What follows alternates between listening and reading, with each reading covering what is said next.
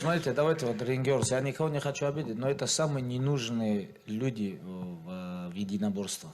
Какую функцию они носят? Вот у меня вопрос. Ну, включите на экран, что второй раунд идет. Ну, все люди разбираются, люди туда приходят, они там ходят, я не знаю. Но это мое личное мнение. Я не хочу тебе ее навязать, Камила. Я считаю, что у тебя свое мнение есть. Сейчас, Насчет Камила, я считаю, что у тебя свое мнение есть. сейчас Насчет каких-то моментов. полемику оставим. Не, ну просто у меня такое, ну это самые ненужные люди в единоборствах. Ну что, какую функцию, как они спорт развивают, или они людям помогают. Ну, это мое личное.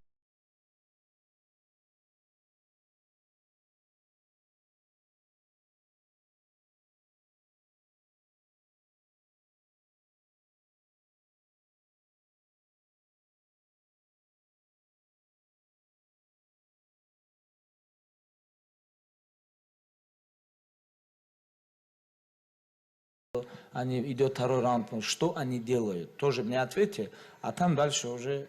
Ну, так просто исторически Кристин, сложилось. я однажды Понял, отвечу что это на история, но в истории есть много моментов, которые неправильно тоже были. Мы зачем читаем историю? Чтобы в будущем не совершать ошибки тех, которые были до нас. Так что если мы смотрим историю, вот история говорит, что они вообще не нужные люди.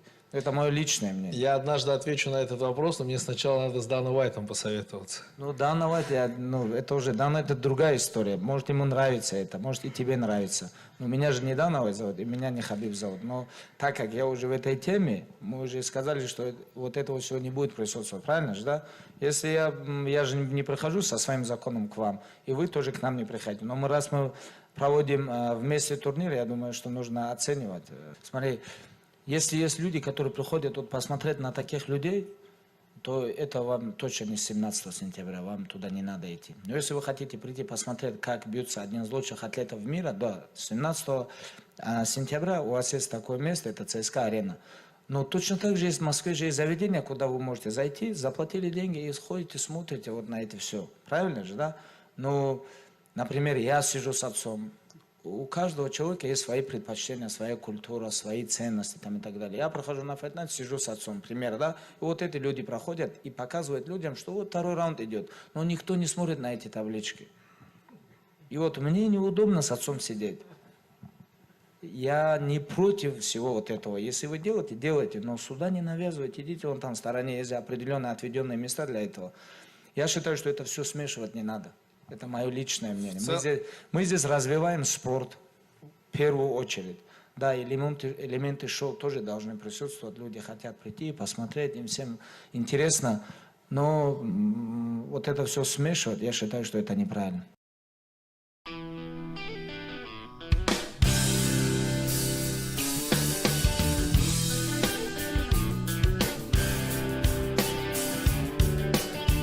Oochie walla bing bang, shimmalama ding dong. Put the banana in an applesauce, you can shimmalama ding dong. Basha bada bang ding tong, bing bada ba ding dong.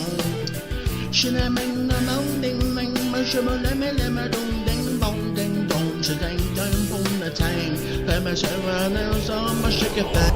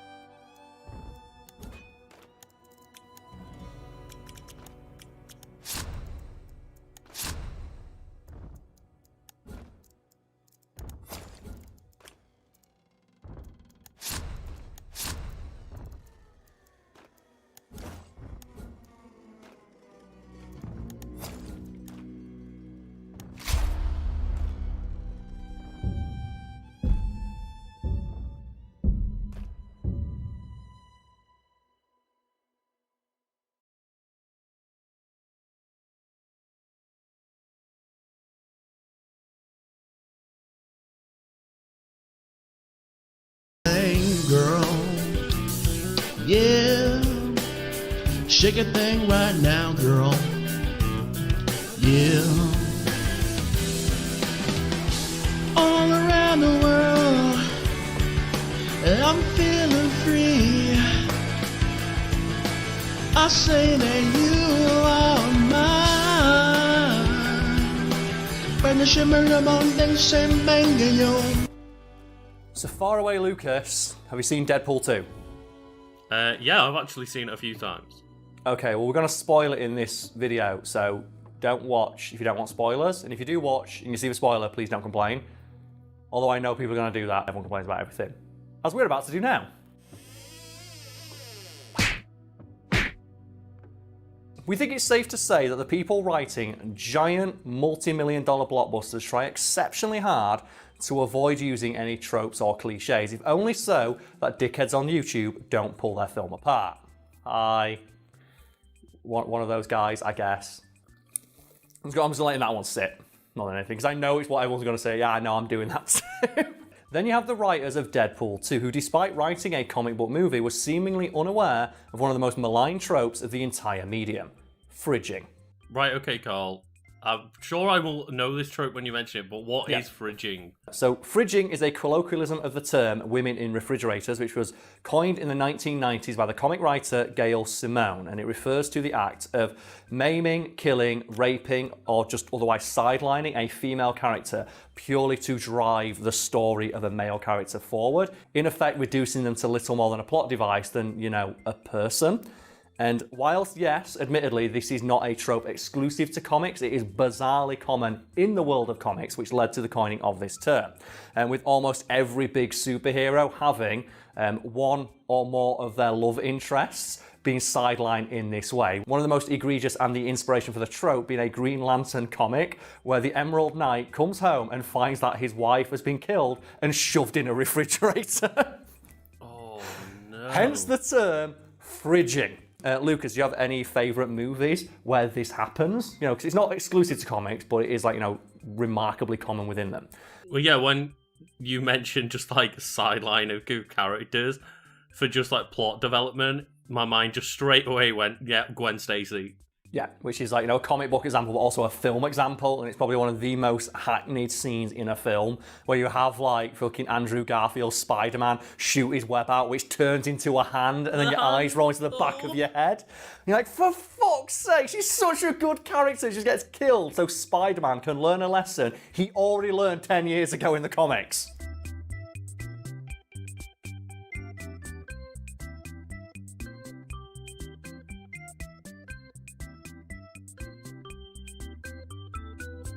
And the example I want to talk about is John Wick, which is a very good film, because this trope doesn't necessarily have to be a bad thing, but the fact that it's so common just opens up wider questions about just, like, you know, women's role in media and how limited it can be. Because in John Wick, the entire impetus for those three movies is that John Wick's wife dies, but then it's not just his wife, but also his female dog also gets killed. It's like, oh, come on! It happens twice in the same movie! And it's just such a lazy way to progress the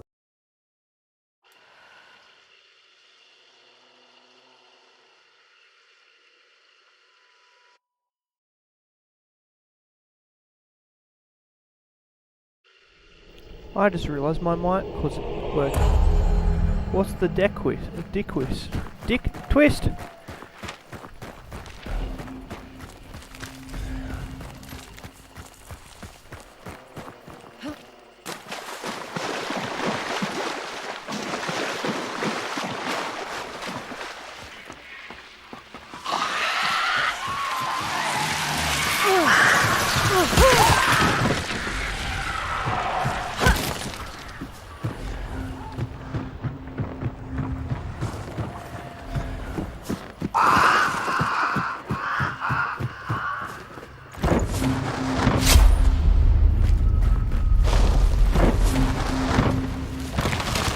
G'day Topless, g'day Pryor.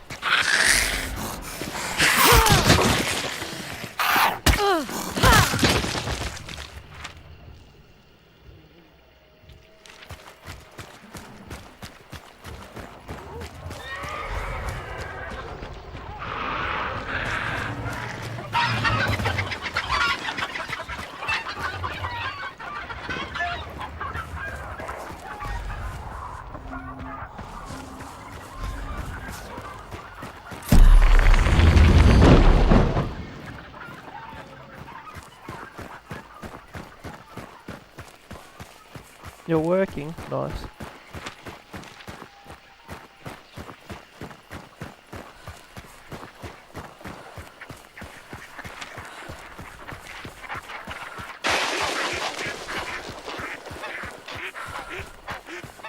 So, Tanks, what is DCK twist? I'm still confused.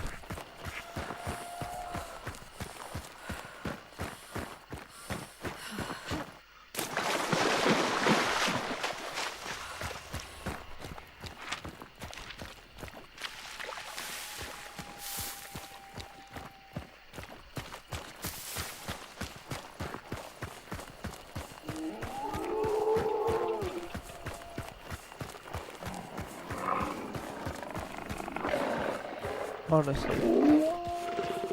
Fuck.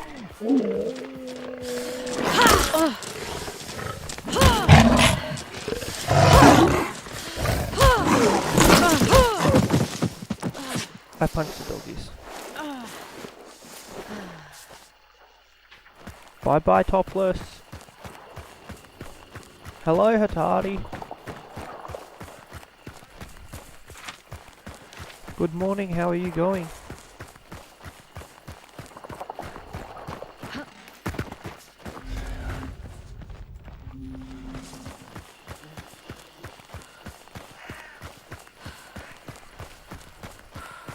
I'm playing a new event, which is lighting things like that on fire. And you can see things like that through dark sight, if you're close enough. You're bored.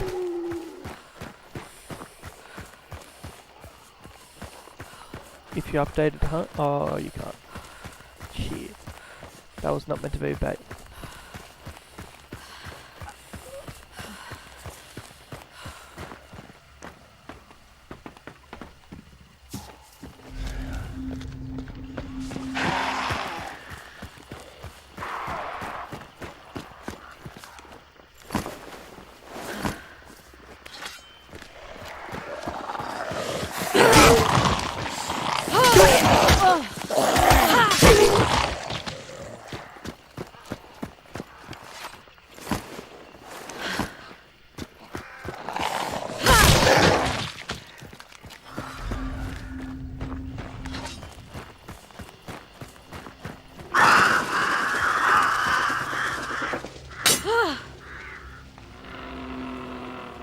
I have to wait.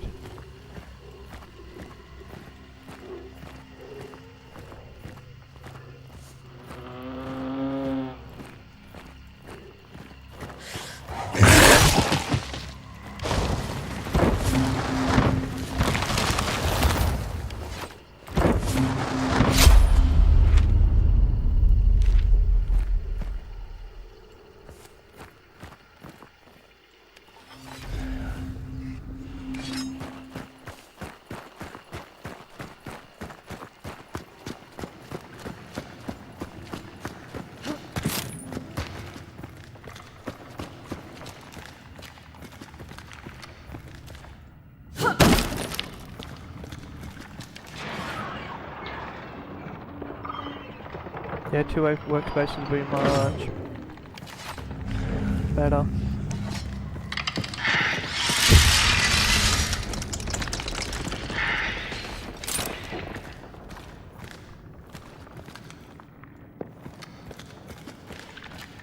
I think I can shot so I'm not alone on the map.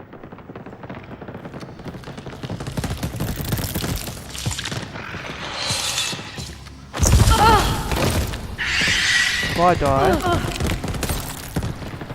Nope, no, I didn't even throw it. I can't go. Fuck.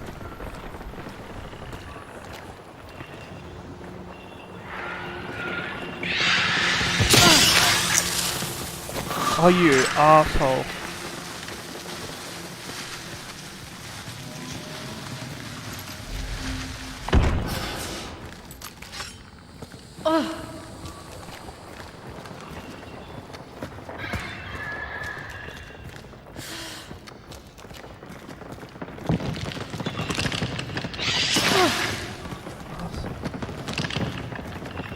Can you stop spitting at me?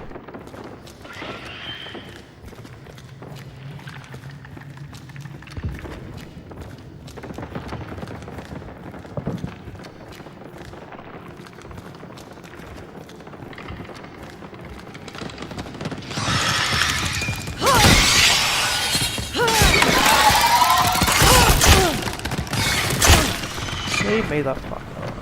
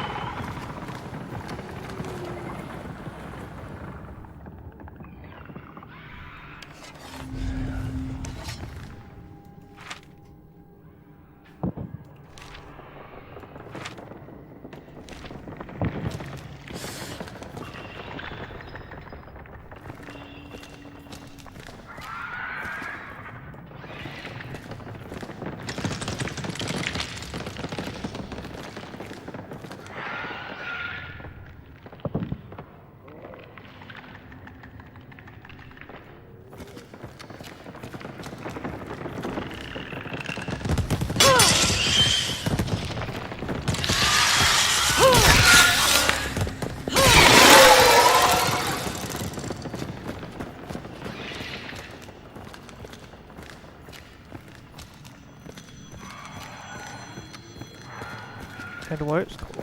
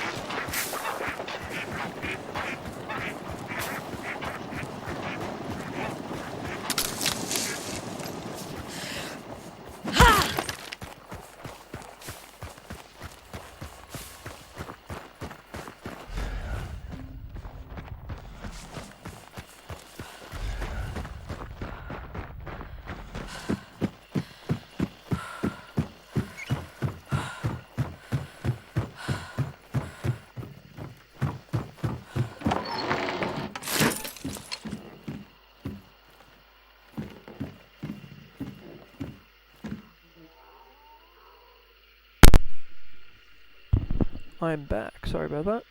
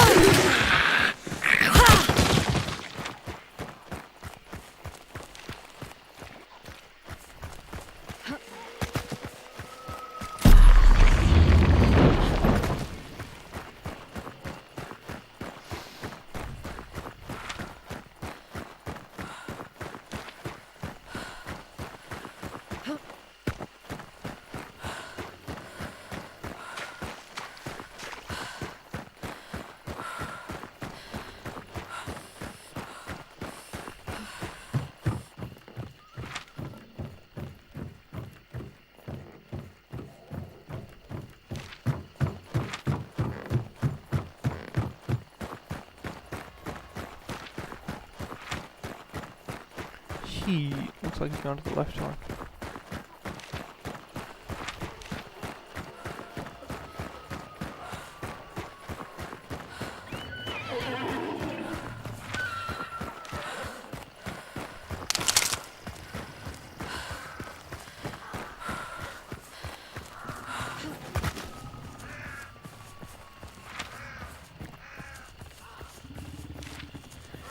He's running! I don't know if I can get there before he does.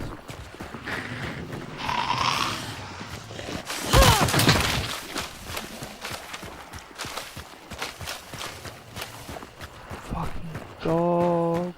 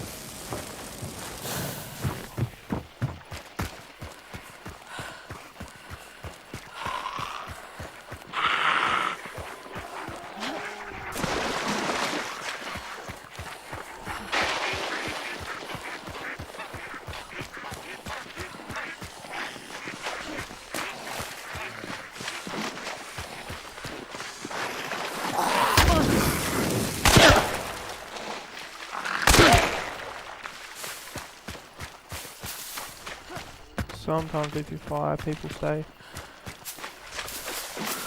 Most of the times they run away.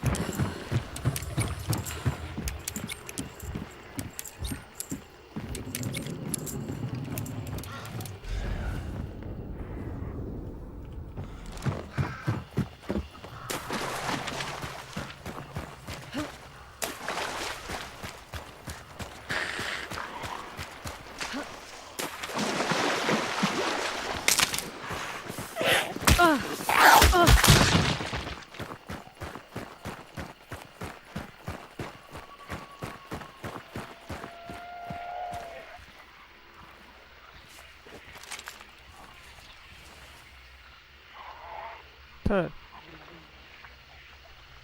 Now. And I missed that.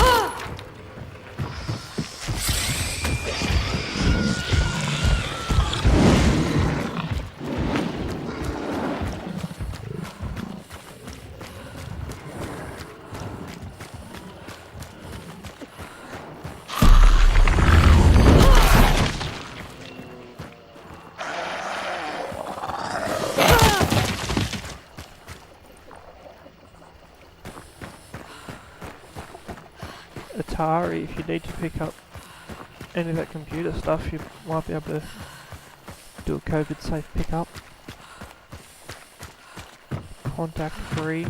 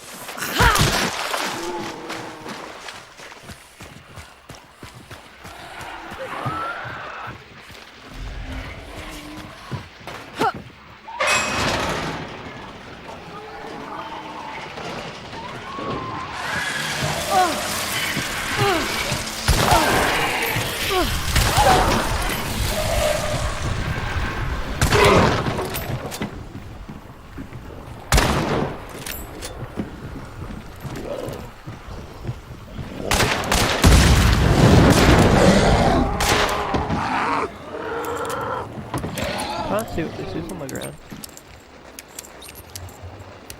Oh, you set it off.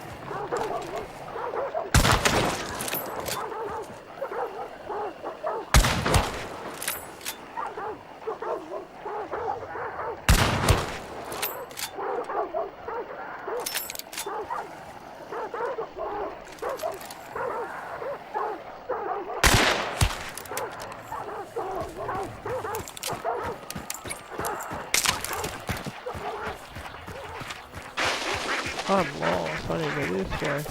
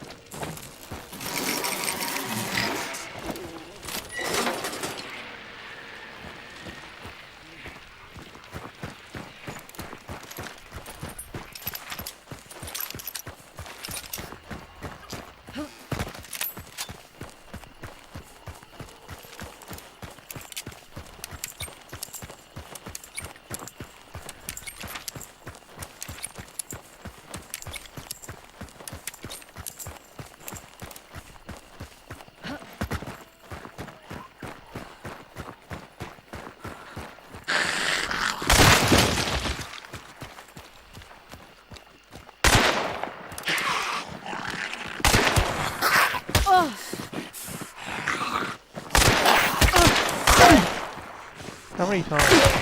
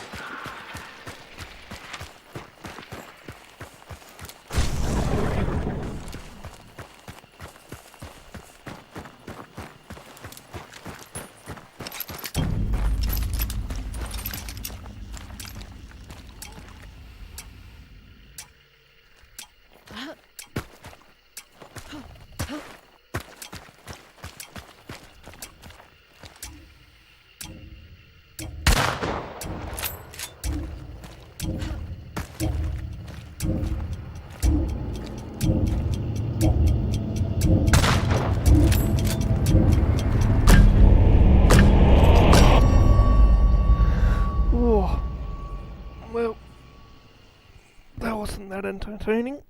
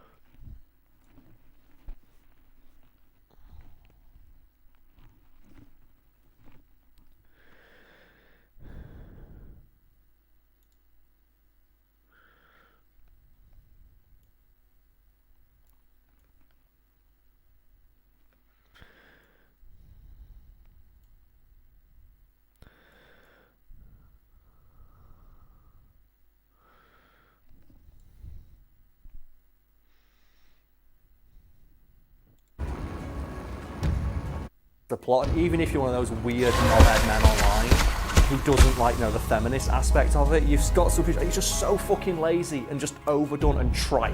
Yeah, and there's one that really annoys me that just popped into my head again. Okay. And it's Gears of War 2, where you spend, like, the entire impetus of the game is you spend time looking for Maria, Dom's wife. Oh yeah, then he blows her head off with a giant gun. And I'm pretty sure if you break that scene down, like, Dom's wife, one of the most important characters to his story, has less screen time than the gun he used to blow her head off with. And what makes this especially frustrating is, if the reverse was true, men would never shut the fuck up about it. Mm-hmm. And we know that because every single time we ever have like a female-led movie or a movie where women are put to the forefront, or even just given equal screen time to men, weird men on the internet complain endlessly. Like in the MCU, where after 20 movies, you have one shot of every woman in the MCU working together, and men never shut the fuck up about how forced it feels. It's like, you've just had a scene of Captain America wielding Mjolnir and his shield at the same time. Yeah. While Dad Bod Thor is wielding two hammers at once. Like, fuck off. That entire fight scene is fan service. Let the female fans have their moment. You just had yours.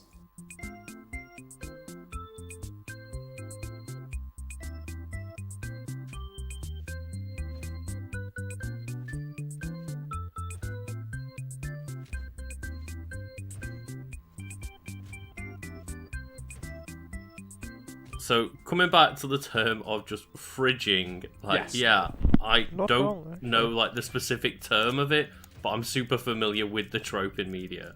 Like, yeah, you didn't know the specific name for the trope, but the moment it was explained, you immediately, I can think of like 12 examples of that straight away. There probably are a lot of people watching this well who maybe weren't familiar with the term fridging, but are aware of like the trope itself. And that's fine because we're not discussing casual fans of comic books, we're discussing writers of comic books and comic book related media, many of whom have reached out to Gail Simone over the years to talk to her about the trope and have made efforts to not do that in their own writing after realizing, holy shit, this is really bad. It's super regressive, it's bad for the medium, and it's lazy as fuck.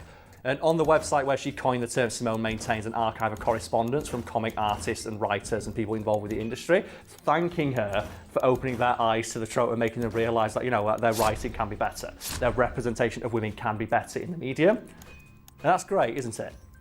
That's really cool, yeah. The fact that It is. this one pointing out of a really bad trope is just opened so many people's eyes. That's really cool.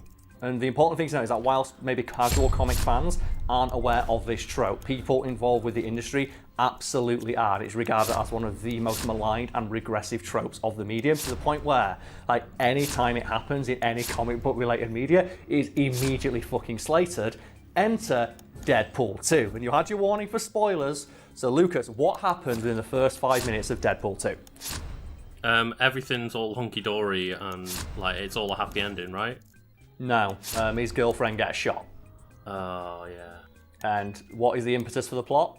He needs to now go get revenge for the people who killed his girlfriend. And a lot of fans of the first Deadpool movie were kind of annoyed about that, especially considering how progressive the relationship between Deadpool and his girlfriend was in that first movie. So that's the movie where the line Happy International Woman's Day is uttered as Deadpool's girlfriend is just getting ready to peg him. Yeah, and I love that bit, and it's just she's set up as such a cool character, and like, you know, the point of Deadpool 1 is getting her back, and then all of a sudden Deadpool 2 is like, oh cool, are they going to be like a cool mercenary couple? No, she just gets killed. She gets immediately sidelined so that Deadpool can have character growth, something they could have done without killing off his girlfriend.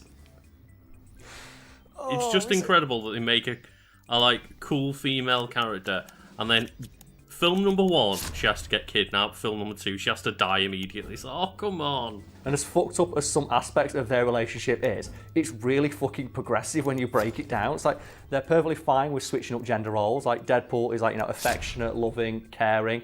Like when Deadpool is sick, she takes it upon herself to, like, you know, take care of him. And at the end of the movie, it's revealed that she doesn't give a fuck that he's not sexiest man alive, Ryan Reynolds, anymore. She just loves him for him. She helps Deadpool realize, oh yeah, I don't care what you look like. I care what you are. I care about you as a man. And then they kill her. It's like, fuck's sake. Okay, so how does this pertain like back to the actual writers of Deadpool 2 then? Well, the writers of Deadpool 2, Rhett Reese and Paul Wernick, have claimed in interviews where this has been brought up that they were completely unaware of the fridging trope. Keep in mind, this is one of the most like infamous tropes in the entire medium of comic books, and it's known as one of the most regressive, and something that comic book writers have actually tried to avoid in recent years after it was brought to their attention. They claim that we had no idea that fridging was a thing, and then in an interview doubled down defending their decision to kill off Deadpool's girlfriend by saying, and I quote, Deadpool kind of works best when he's had everything taken away from him, when he suffers. So the thought was maybe we can really engender great suffering for him by having his line of work be the thing that cost Vanessa her life. And Lucas, doesn't that sound like the literal definition of fridging? That really does. Of just, you know what? This woman, she's not an actual character, she's a plot device. But they said that in response to, are you aware of the trope of fridging and the idea of, like, you know, reducing a woman to a plot device to progress the story of a male main character? No, we've never heard of that, and that wasn't our intention. All we wanted to do was, like, you know, drive the story of Deadpool forward by killing his girlfriend. It's like, that's what fridging is, moron. And just to make it a little bit worse, the person who coined the term fridging, Gail Simone, wrote Deadpool comics. Oh no. Yeah. And she's noticed like one of the best people to write Deadpool comics. Fucking how did they not know? And Faraway Lucas, I don't feel like the whiny internet men who do nothing but hiss at women are annoyed enough, so let's talk more about women in comic book movies. So you got any favourite female characters from a comic book movie? Well, yeah, it actually goes back to something I was talking about earlier, and I really like Into the Spider-Verse and how they handled Spider-Gwen. Yes. And it's just like the Spider-Gwen. character introduction of Spider-Gwen, not Gwen Stacy, where it's like you've got Peter B. Parker, just like he's a bit rough form, and Miles Morales is trying to learn, and then Spider-Gwen is just styling on them both, like, what the fuck are you doing? And I'm going to annoy the aforementioned whiny hissing internet men by saying Captain Marvel. And something that happens in that Captain Marvel movie that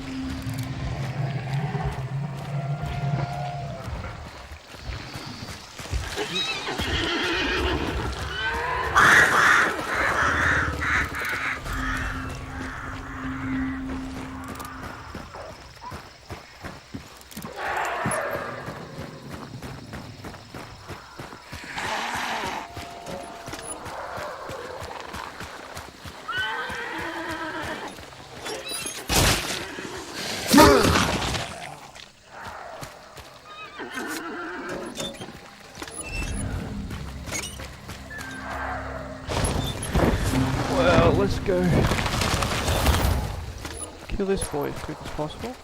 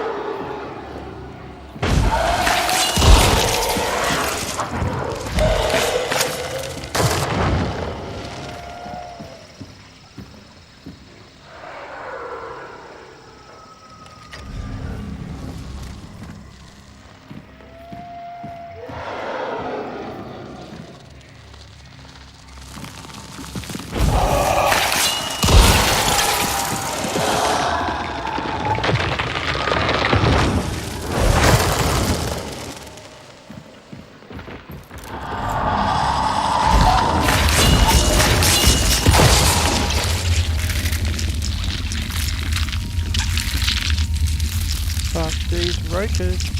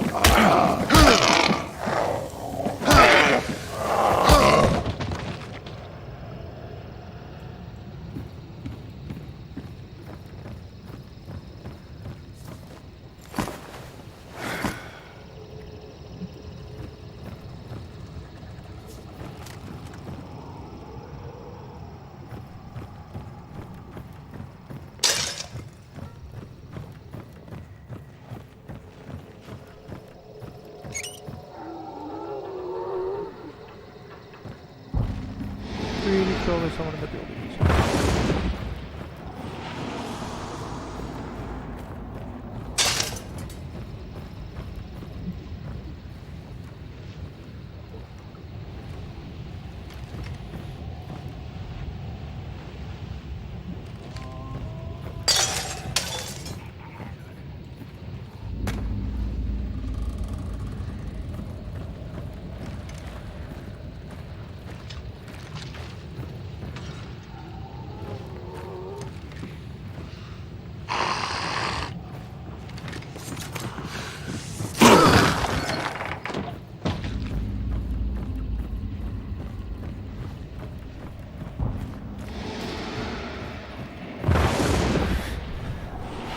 The other guy sounded like he's trying to get into the layer there.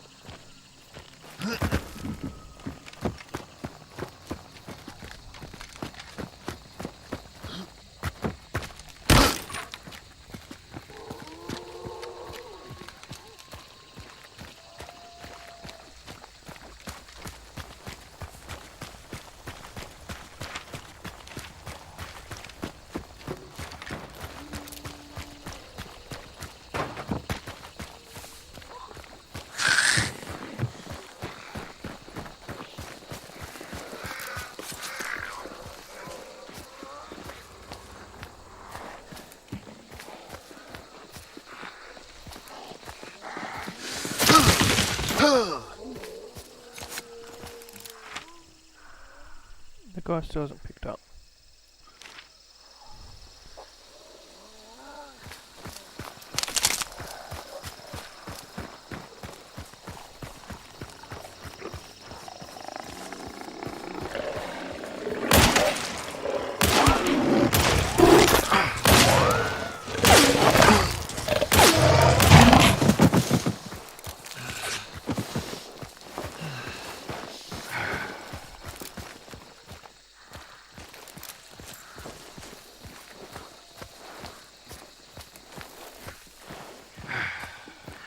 Fuck, I had the helmet once.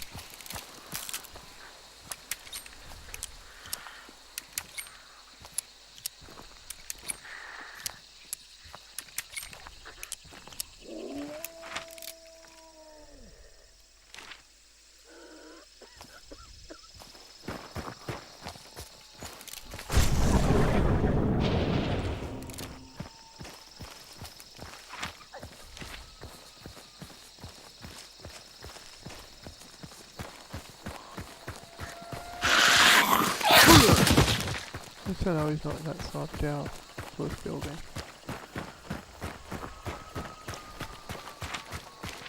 And I'm running into the wrong place anyway.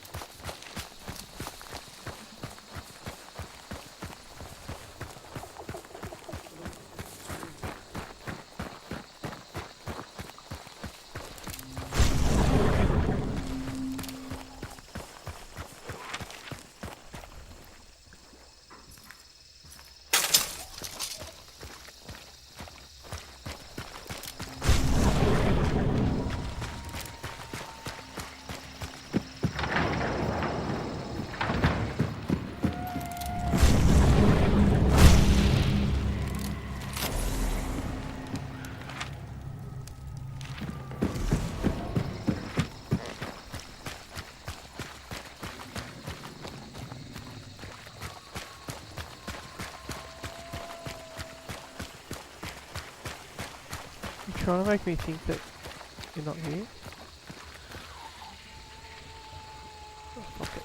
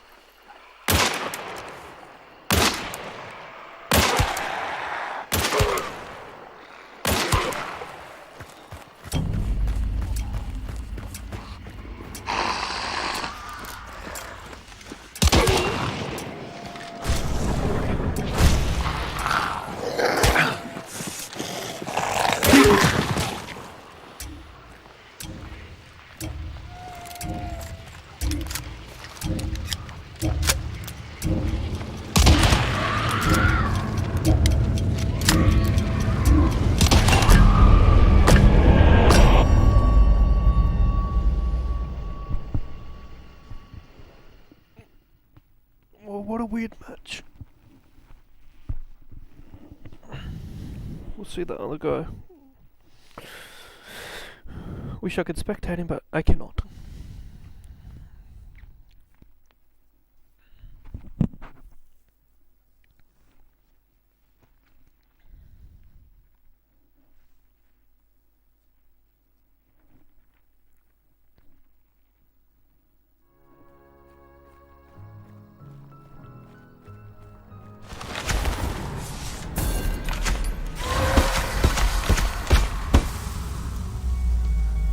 3 other people in that match.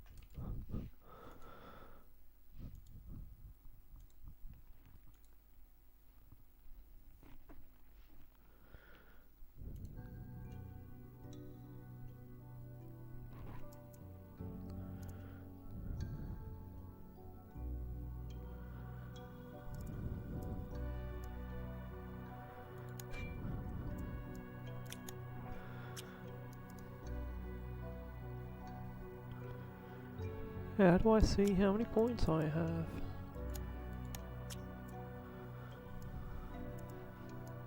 Oh, 90.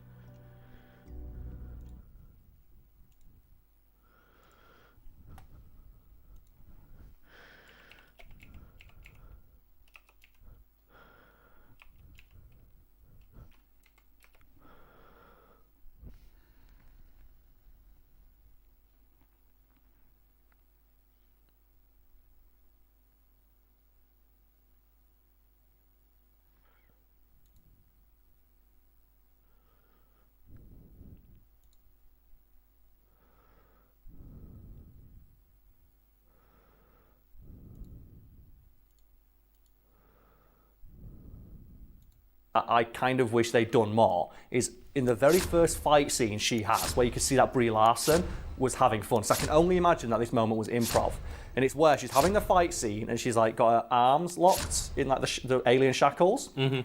And during the fight scene, like an alien screams at her and she just screams back. And I can only think that that moment was improv because she never does anything like that ever again. Like she never has fun with her powers or her abilities from that point on.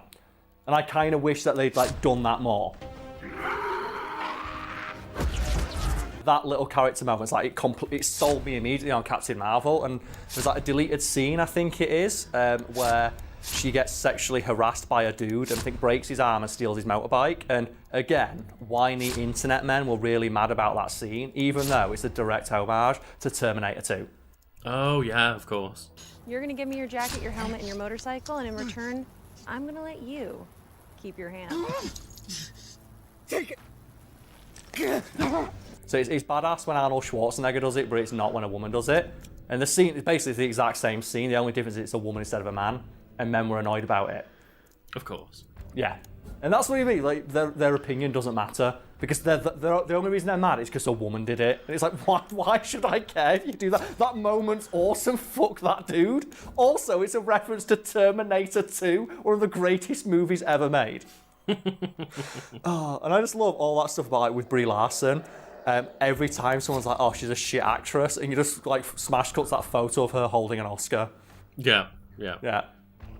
It's great. And then you have, I think we had this conversation in a stream once, wasn't it, where people don't know Brie Larson has been campaigning for years to play Samus Aran in a Metroid movie. So I think good. we mentioned it on stream once, and someone, oh, that'd be terrible. It's like, why? She likes the character. Like, she loves video games. She looks exactly like Samus does, and we know that she's, like, you know, in the physical shape to portray Samus because she's in all the fucking superheroes, and she's won an Oscar. Why do you not want her to play this character? And it's like, oh.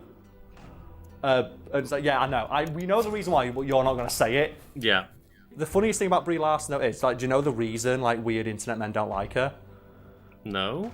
It was during a panel or something like that where she mentioned to an interviewer, I'd like to see more than white men asking questions. Which, you know, is a perfectly valid thing. Like, you know, these movies aren't just for weird white dudes with beards. Like, these movies are made for everybody. Like, especially like Captain Marvel. We want girls to see this movie. We want, you know, people of colour to see these movies. Like, these movies are for fucking everyone. Do you know why? Because everybody's got money and Marvel wants it. Yeah. And weird dudes on the internet took that to mean her saying these movies aren't for white men. It's like, no. She said that they're not just for white men, and the fact that you read that as they're not for me because I can't have them all to myself says more about you than it does about her. Well, Carl, fuck those people. Make Brie Larson Samus Aran. Like, put her in everything. Like, everything I've watched with Brie Larson in, I've really fucking liked her.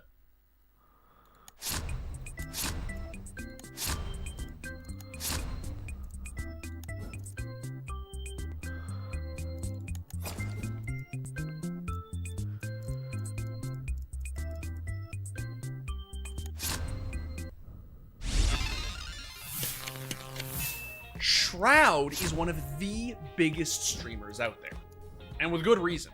He's still got that crispy aim from his CSGO glory days. What a flick coming in, Shroud getting one another headshot. He's tapping away, Shroud. Can he do it again? He's up to 11 kills and looking for number 12. Are you kidding me, Shroud? But with all the success he's seen since that time, it's easy to forget, and important to remember, that Shroud built his stream as an alternative to a life of competition. You're not going to see me go pro in a game ever again. If you truly want to play at the top, like the top, you cannot stream your practice. You can't. Along the way, he's done so many things that would likely have been impossible had he remained a pro player. Like spreading the love. I gave a shout out to a drummer, and then he was just playing like some of my favorite bands and stuff on the drums and everything. Then another one, I hosted a singer, and she made like an album now, so she's doing really, really well. Even when Twitch thinks that it's too much love for one stream. He loves keeping his desk clean. Oh, look at that grease. Oh. And he's got some interesting associates. Wadu? What's up, man? So today, we are looking at the weird facts about Shroud. From the more mundane to the truly strange. And if you think we're going to avoid certain subjects, you couldn't be more wrong. Word on the street is that you got a fat...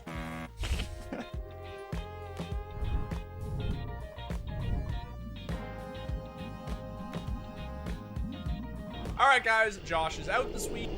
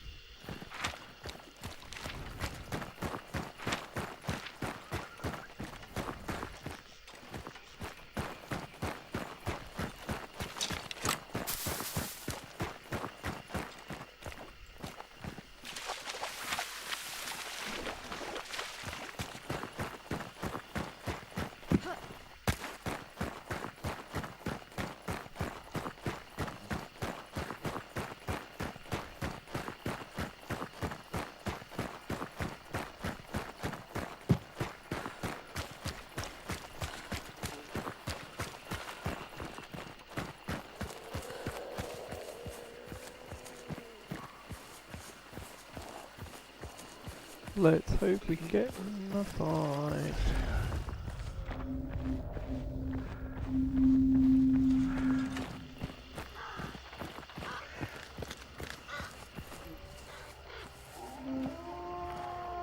Clue's so far away.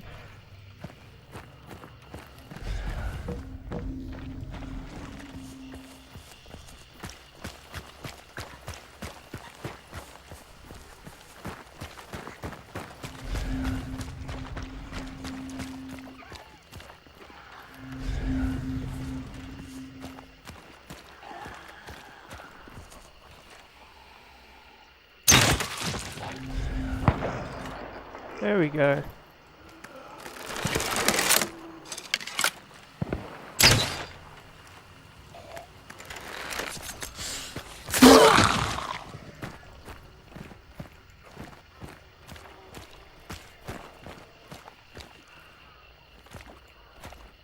Why can I not pick up the... I've already picked it up.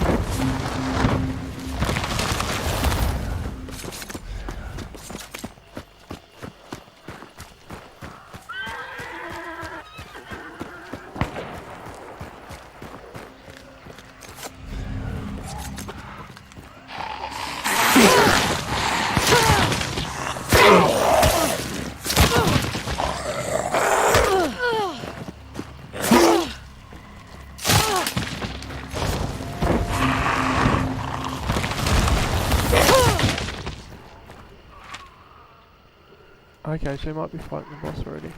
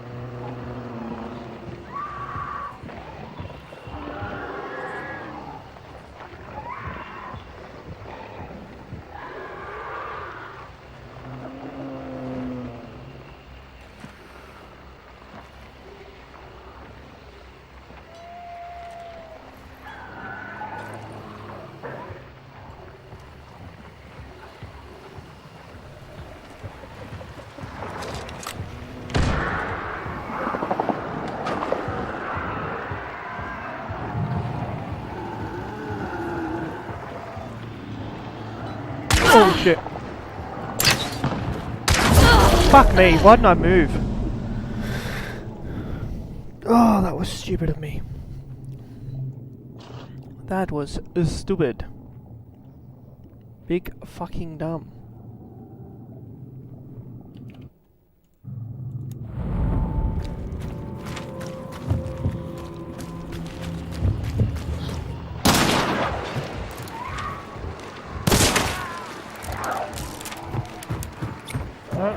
with only three on the map.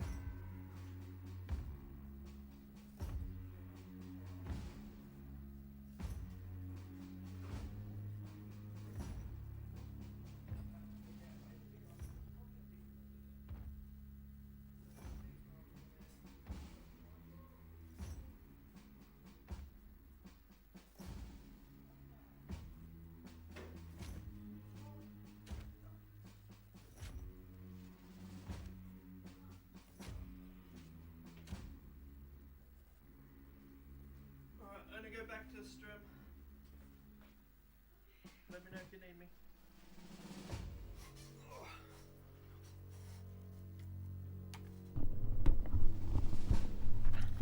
Oh, he's back. We had delivery.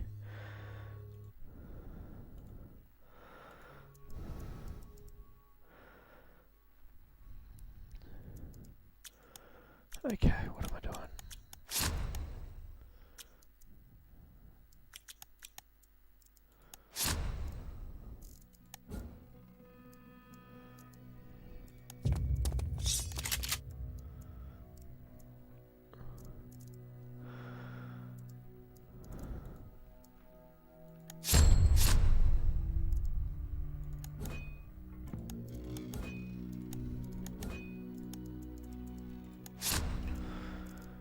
Bah, humbug.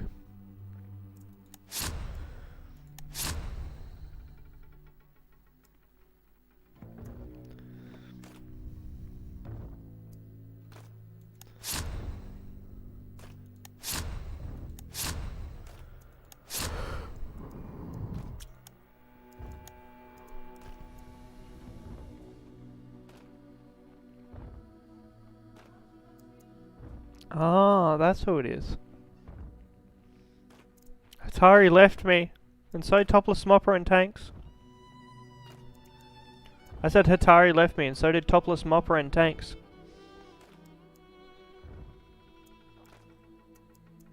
I know, I'm so sad.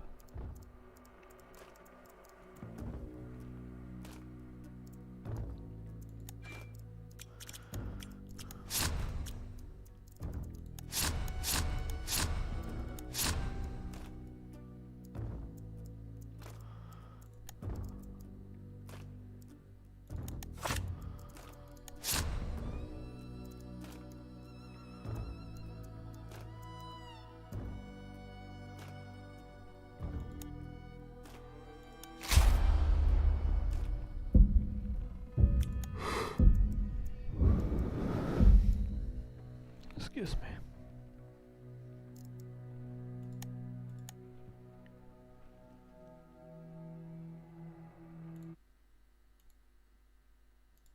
Which means that yours truly will be leading you through this deep dive.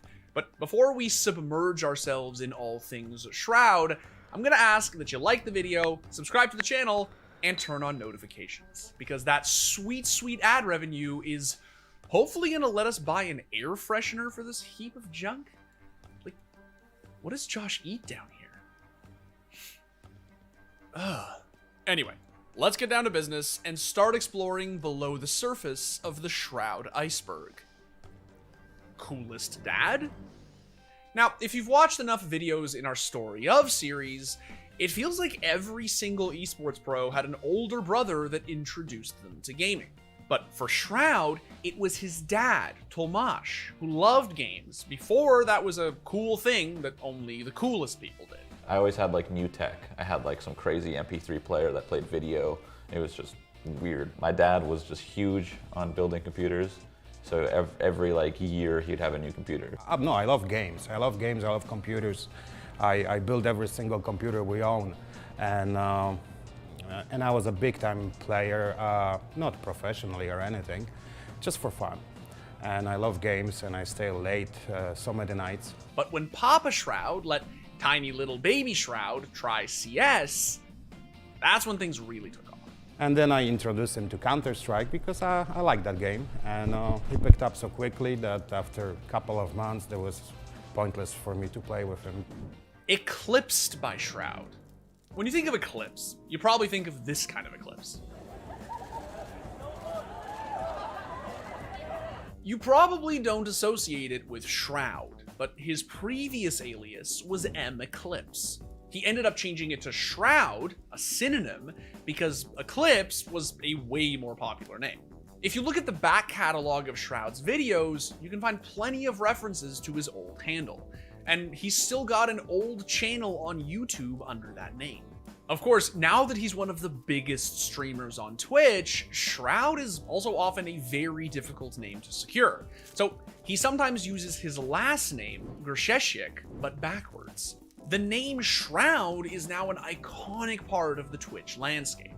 And Shroudy Rowdy sure as hell sounds a lot better than Eclipsey Tipsy? What you just said is one of the most insanely idiotic things I have ever heard. I tried, okay? All right, now that the obvious is in the rear view mirror, let's move on to the band's Beans and Bones. Wait, why does this thing have a rear view mirror anyway? PUBG Prison. PlayerUnknown's Battlegrounds was an important game for Shroud. He was an early adopter and quickly became known as one of the best players out there.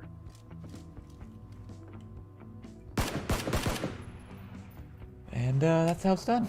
It's clear that Shroud and PUBG both helped each other grow, but in spite of that, he's actually been banned from the game on 2 separate occasions. The first was for teaming with a hacker, and sure, it was a pretty funny moment.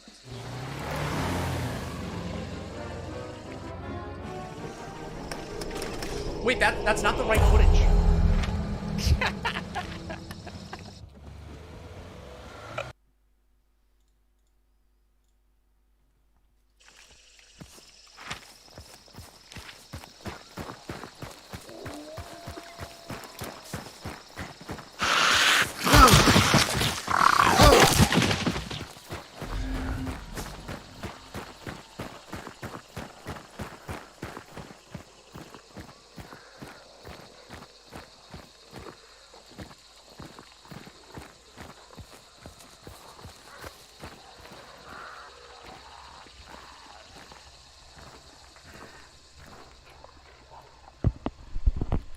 Sounds kind of like Emulator here, just growling at someone.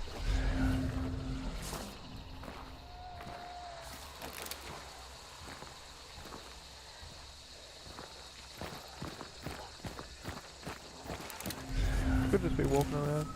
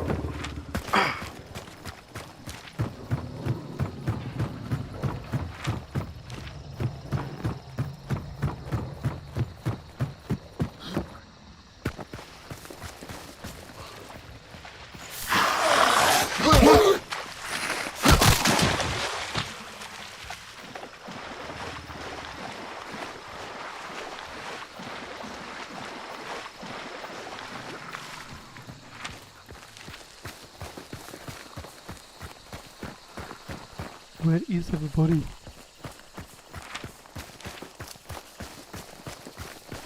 I need a fucking UAV.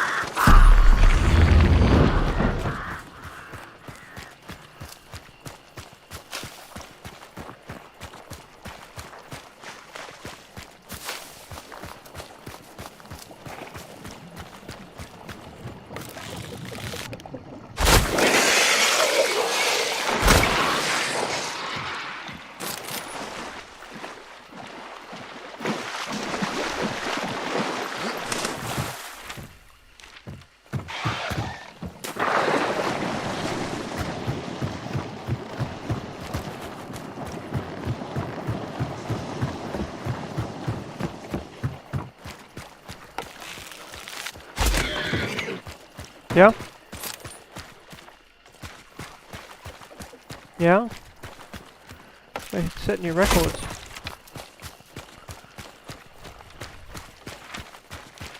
Mostly backwards, but still somewhere.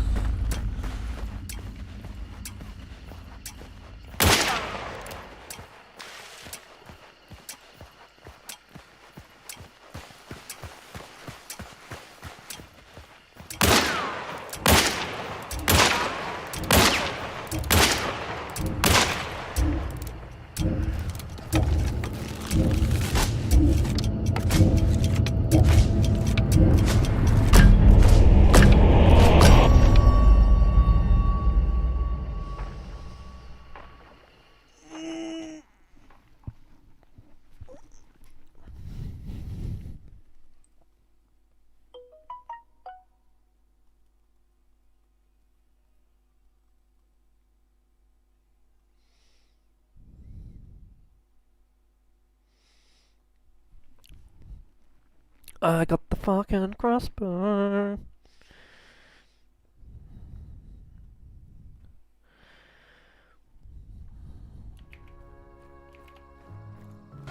Are you sure you want to go here? There's no players here. Bip, bip, bip, bip, bip, bip, bip. I'm getting banned. Anyways, the first time was way cooler than the second time, when people were stream sniping him on the test server and following him around. Shroud made an innocuous comment to follow him, which apparently earned him a ban from just the test server. Java fiend. Shroud loves coffee. Whether he's slamming it at his desk or grabbing one with Deadmau5. I've been playing since like kind of 1.6, but then you know I did CZ for a hot minute, and then Go came on. He's just an absolute fiend. 1 XP off level 25. That's. Come on, man. No, get back here. No. Dog is a little asshole. Coffee has another role in Shroud's story. Madrina's Coffee was the first ever broadcast sponsorship, and that means they kind of bought a piece of Shroud history. Less than a year later, Shroud was even promoting the canned coffee brand's launch outside of a Walmart. Just got out of Walmart, and I bought like 12 cans of Madrinas, even though I get that shit for free. Just want to let you guys know. Flex. Fucking Rango. Howdy. Oh, hello. Hello, hello. You guys know, I came back with a can. Okay, I'm gonna recycle it. I'm an adult. So you're streaming? I'm streaming. Sure am. Would you like to play some Hunt with me? The event is on. Okay. It'll work soon. Gotta work soon? Unlucky, dude. Mm-hmm.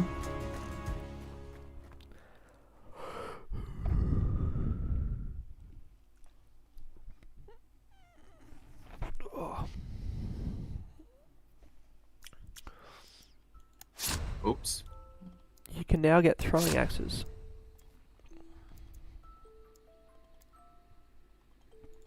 And I do like.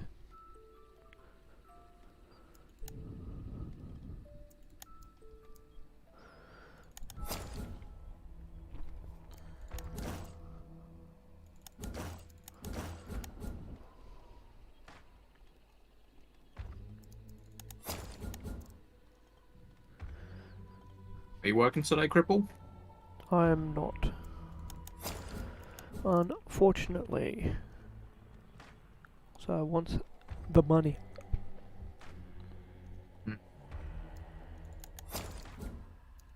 And unfortunately, if you don't go to work, you don't get it, you know?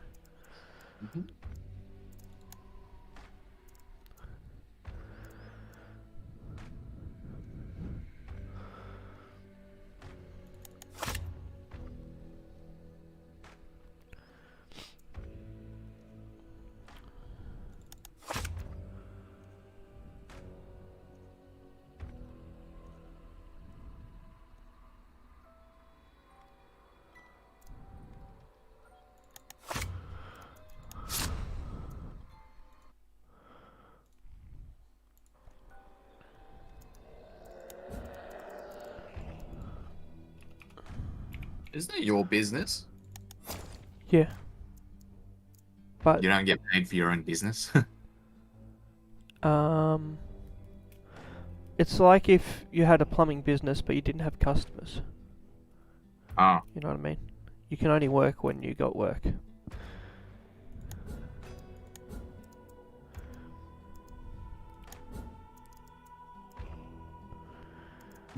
Okay. Yeah.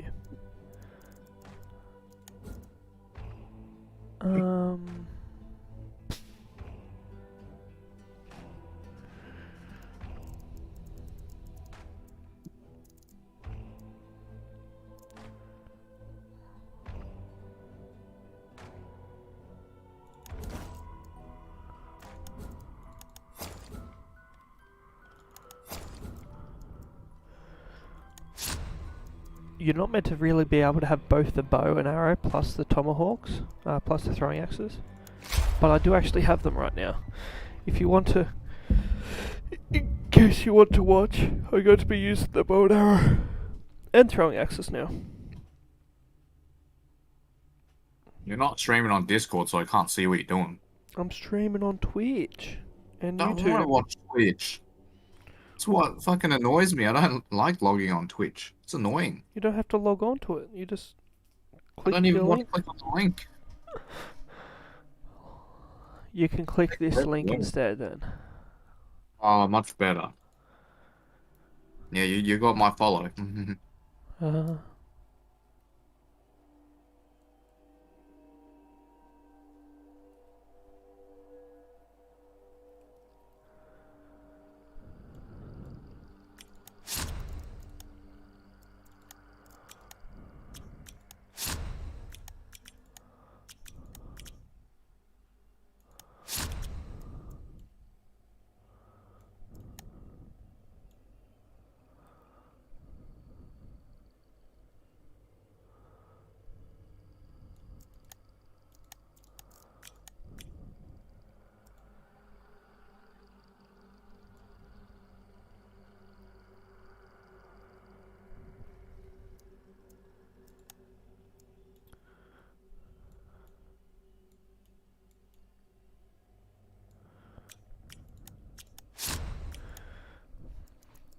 So the event, you either pick tomahawks or you pick bow, the bow and arrows. And depending which one you have, then you earn. There's two different tracks. I don't know if I can show that one. No, it doesn't look like it. So I chose the tomahawk one because, well, most people chose the bow one anyway, and I figured I can pick up the bow off people I kill, which is what I just done. I just killed someone and took his bow.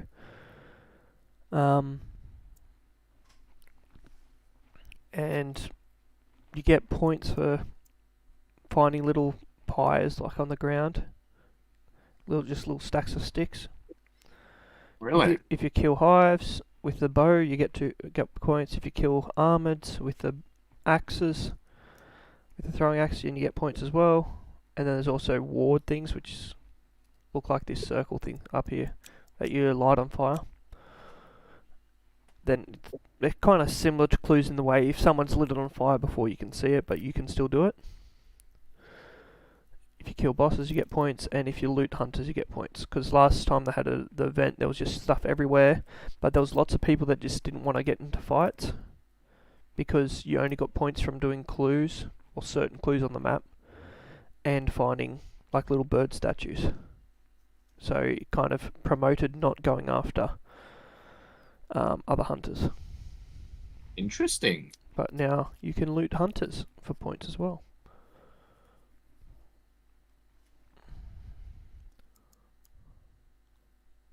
Very interesting.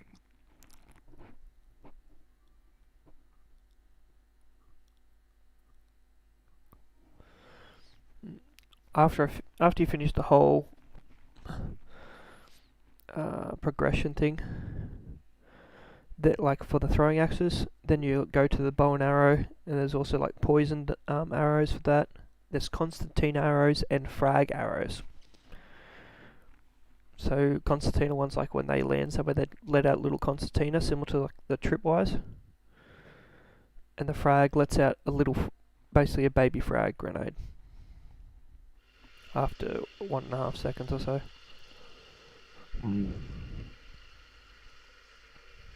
But the poison arrows actually have a tip on them, so they still stick into players, and you can retrieve them off people, off zombies and shit that you kill.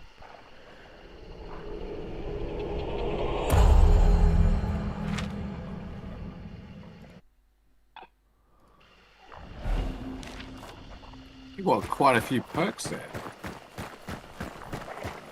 Perks, yeah.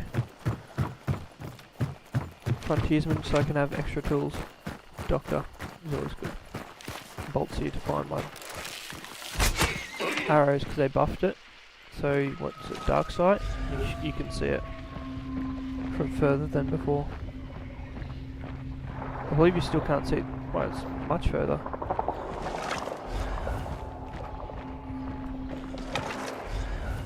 I believe you still can't see it through walls, but yeah. Ah.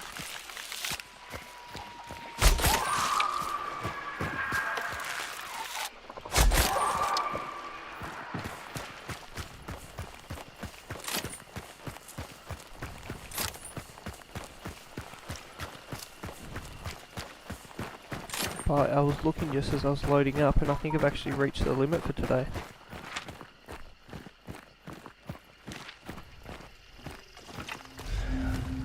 But either way, I'm still going to use throwing axes.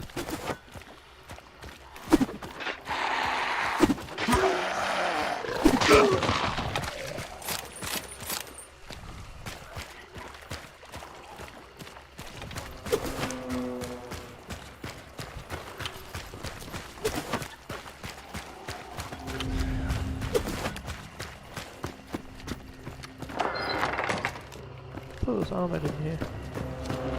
There is. Apparently it's one-shot armor. Which is kind of insane, I think. Because people quite often bring like throwing knives for armoured. I always use a knife. Just a normal knife? Yeah. Yeah. You also can melee with this. Similar to like a... apparently has similar damage to a heavy knife. Which... so you could possibly take this... like the throwing knives, you don't... the throwing knives, you always take a knife as well. But they've actually brought out a perk which will make it so you don't have to do that because it buffs the melee damage of throwable weapons while you use a melee.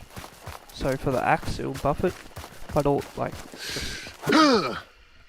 but it'll also buff the throwing knives. So you can actually grab it, because normally you just hit with the edge of your throwing knife, which is shit. Like the blunt edge. But you turn it around. Can I light that with this, maybe?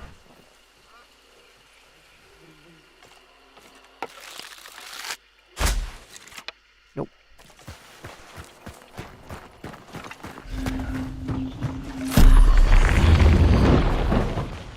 I don't think I'll find the bow anyway. But that's the whole point of this trait, this perk, and I'm like... I should just see him for ages.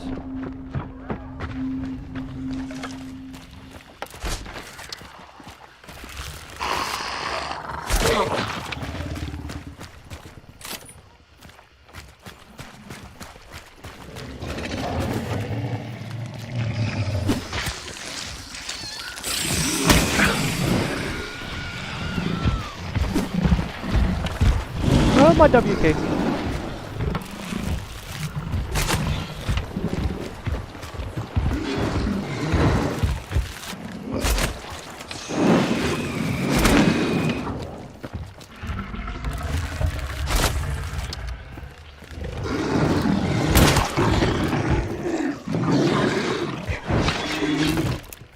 That's a good guess.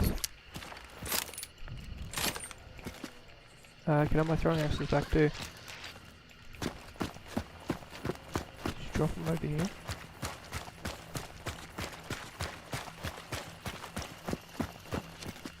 The fuck?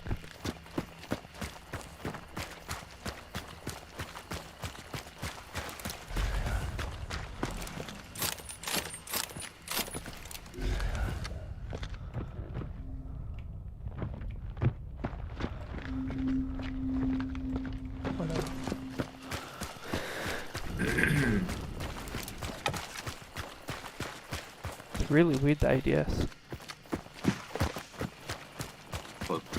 Well, it doesn't have one. Well, it's this. Yeah, no, but... Yeah, and they have that little nail hanging out as the guide.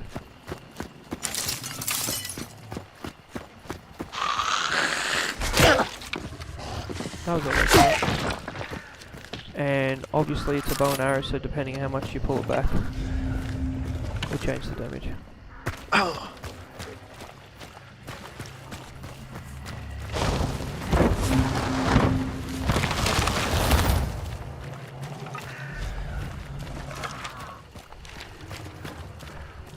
I only got 2 of my throwing axes back.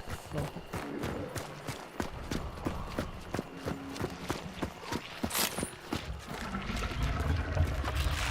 Keep forgetting to... Oh, fuck off.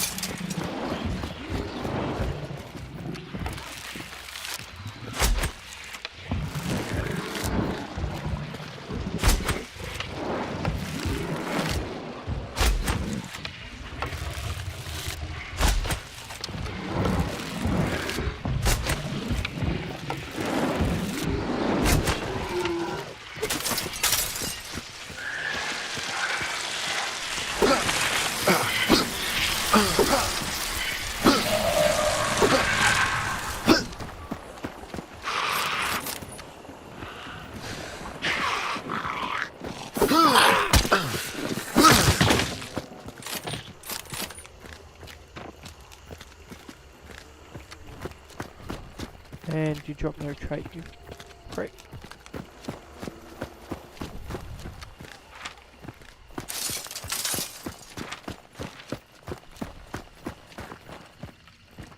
Oh, my W key. I'm gonna fucking throw it.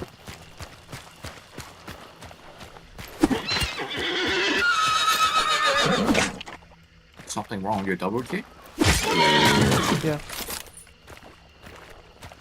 Been playing up for ages. I fixed it once. It's playing up again. Right, all my games where I keep this randomly stuff right.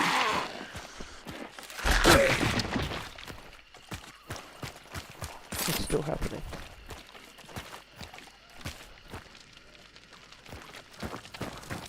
And it's getting worse.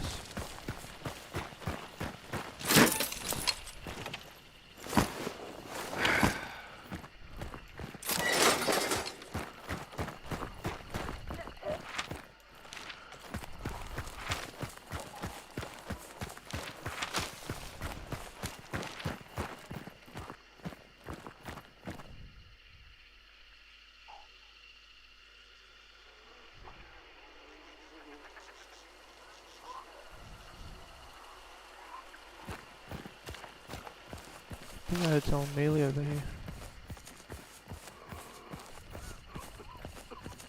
Is that one hit kill? This? Depends. To the head, yes, and depends how hard you charge it.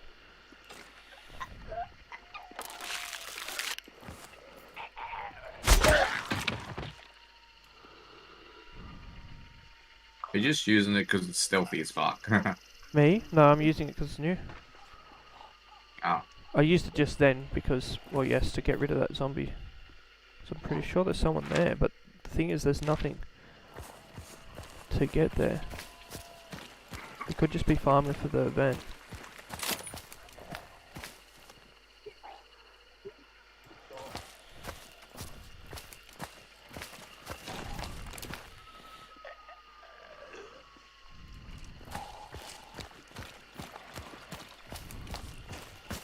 Fuck it.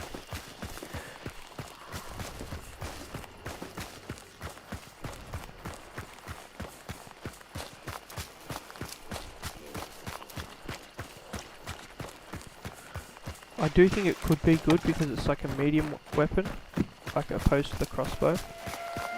And the poison arrows I think are going to be good. Too high?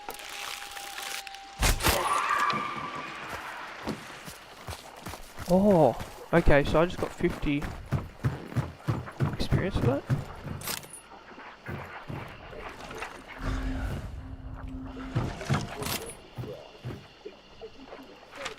So, because I'm over my cap, when I do shit like that, I must just get XP. Let's be fair, it's not worth that much to me.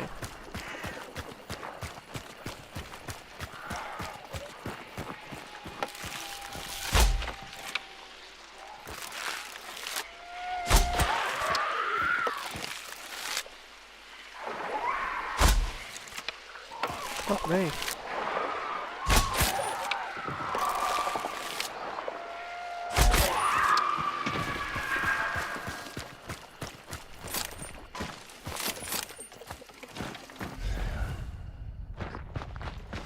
You can't see it through shit, so it's like it doesn't help with situations like this. Actually.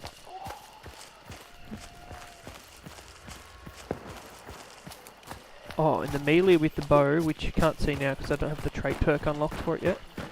It's the same as what I said about the throwing knives and stuff, but you grab the bow, like a bow tip, and you just stab them with it. Really? It's pretty badass, if I say so myself.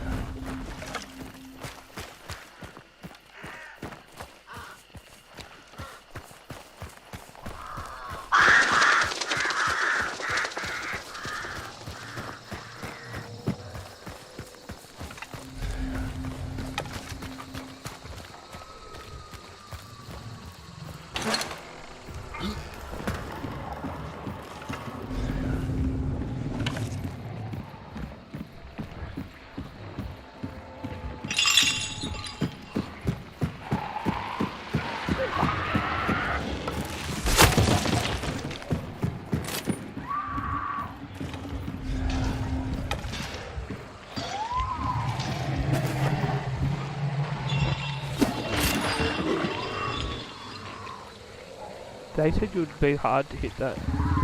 It is not.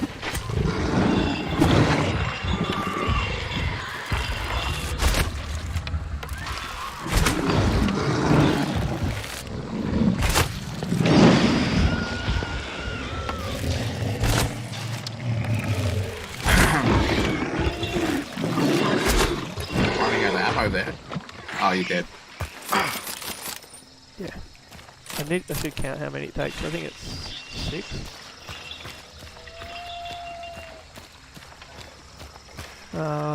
Throwing axe. I got one of them back. So that one's here.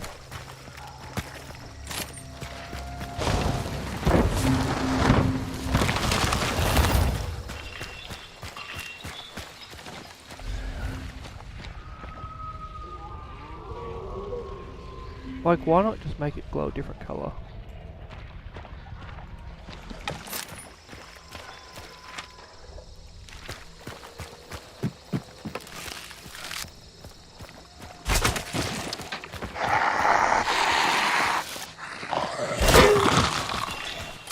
You could have gone for the head.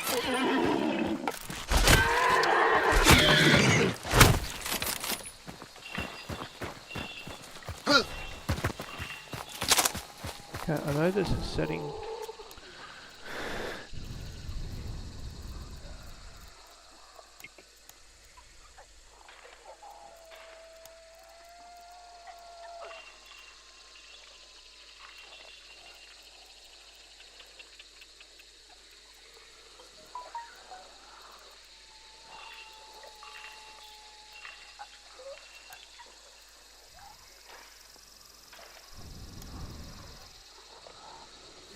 Hold down the interaction button to automatically interact with anything in range. Yeah, that's what I want.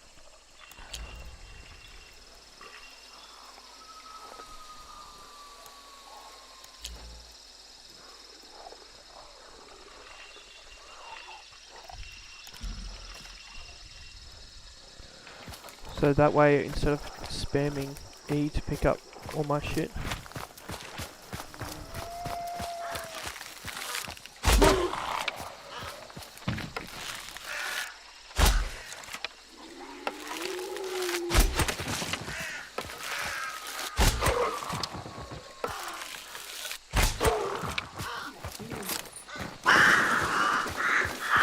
so stealthy, I set off crows.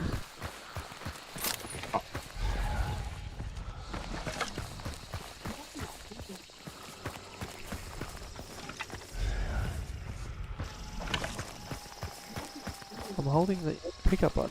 Why is it not picking up?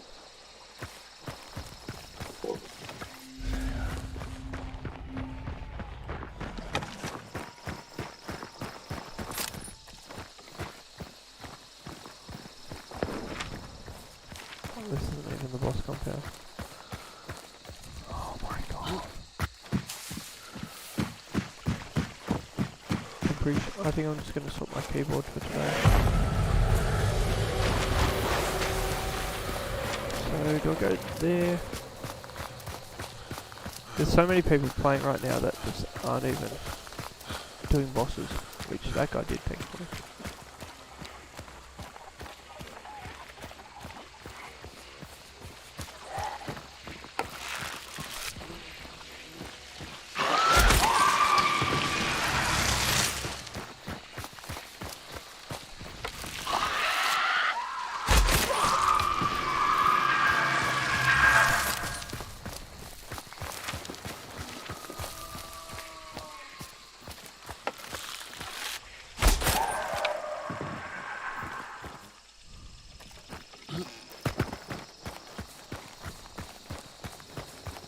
Okay, hit that.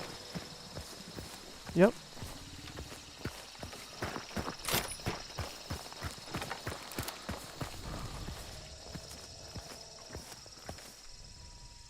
He saw me. What is that? This gun? A scope on a Nagant? Yeah, on a Nagant pistol. Why? Weak.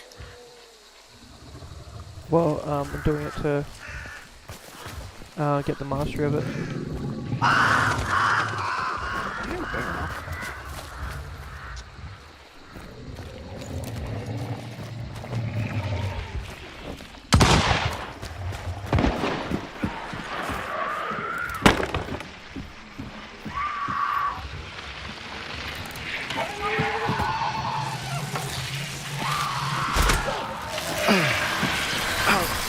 Killed her, right?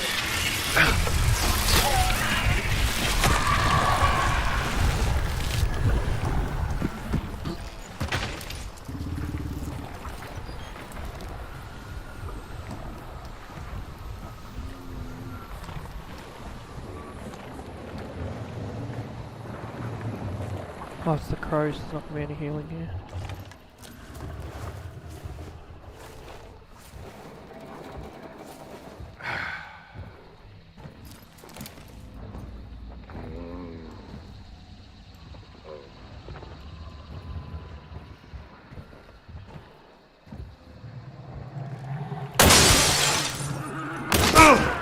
Got him!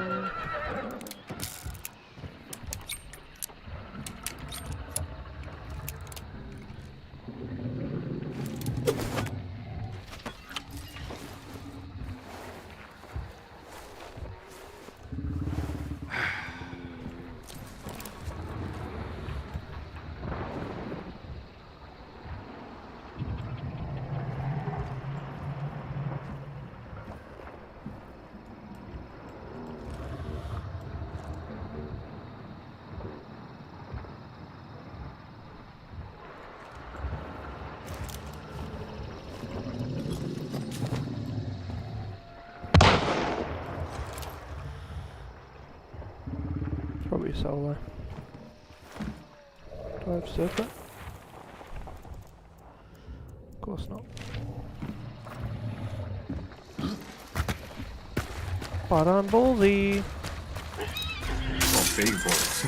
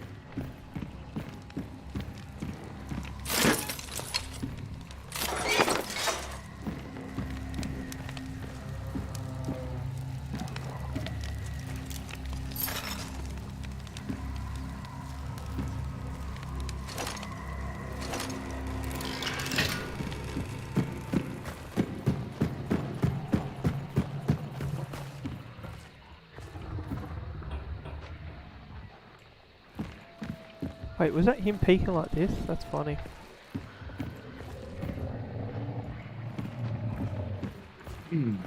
What's his secondary? Ooh, a PAX. I do like a PAX. I'm trying to do my master. Should I just leave? Fuck it, I'll just leave.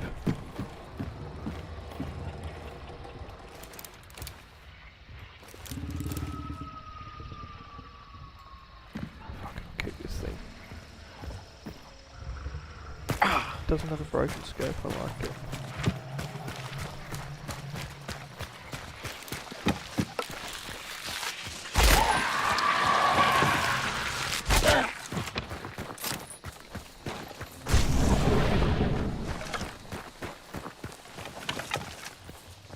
Oh, I've lost health. What's up? Did I pick up the bow? I already did.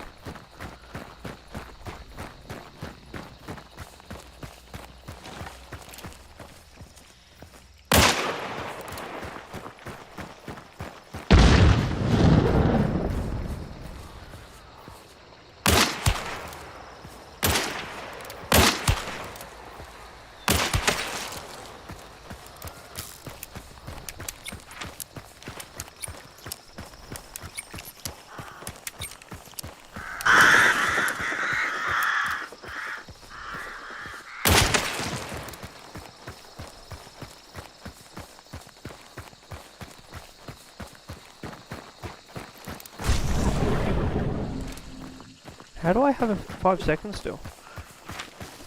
I don't know.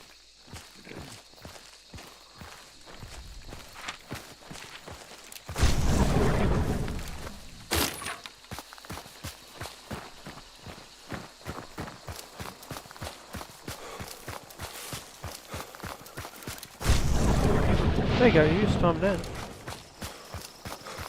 The fuck?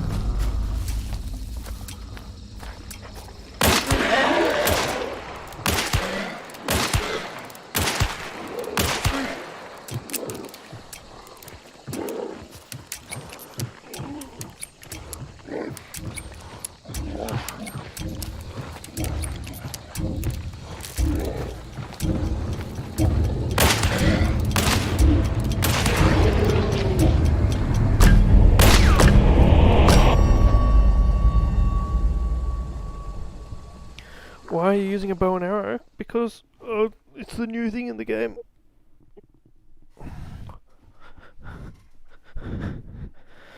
So the new thing in the game, Yolan, is bow and arrows and tomahawks, or throwing axes.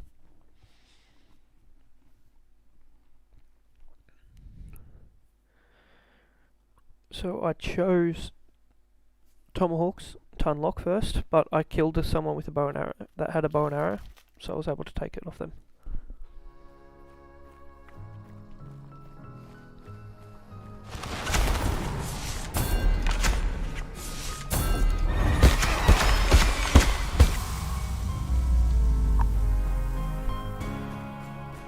was still one other person on that.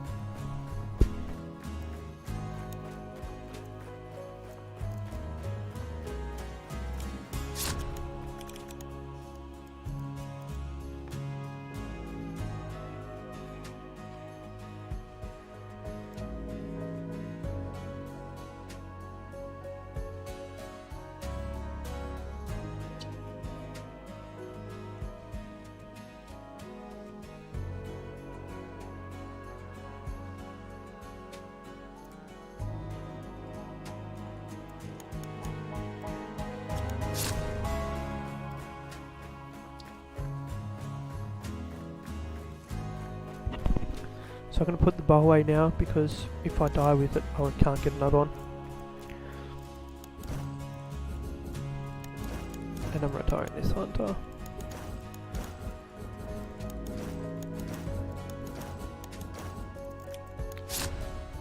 Hello, Yolande in real life. Huh? She just walked into the room. She was talking to me on stream, but then...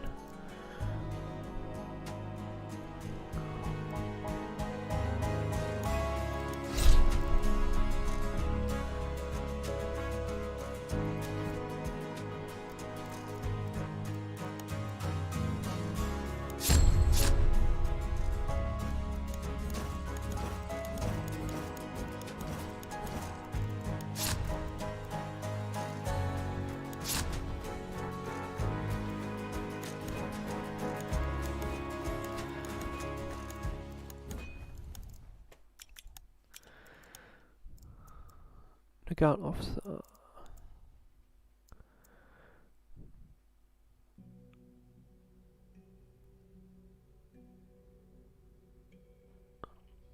Normal account here, normal account, Deadeye. There you go, I can stop playing with that now. Mastered.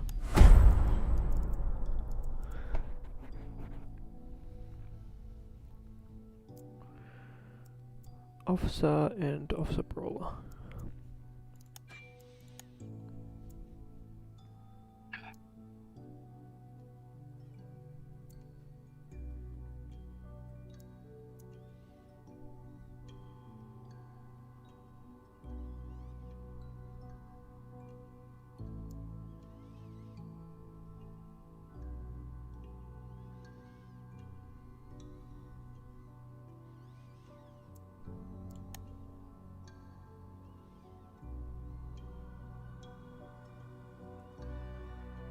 Ah, Springfield Compact, Deadeye.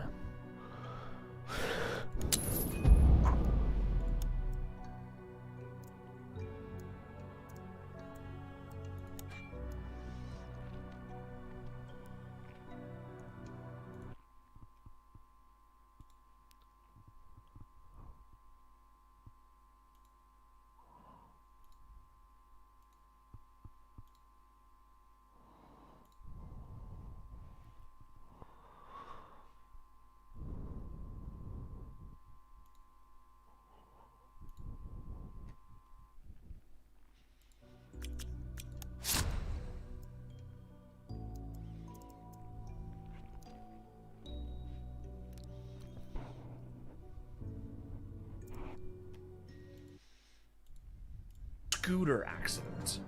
Now, you may not know this, but back in March of 2019, Shroud actually hurt himself pretty badly after falling off of his scooter.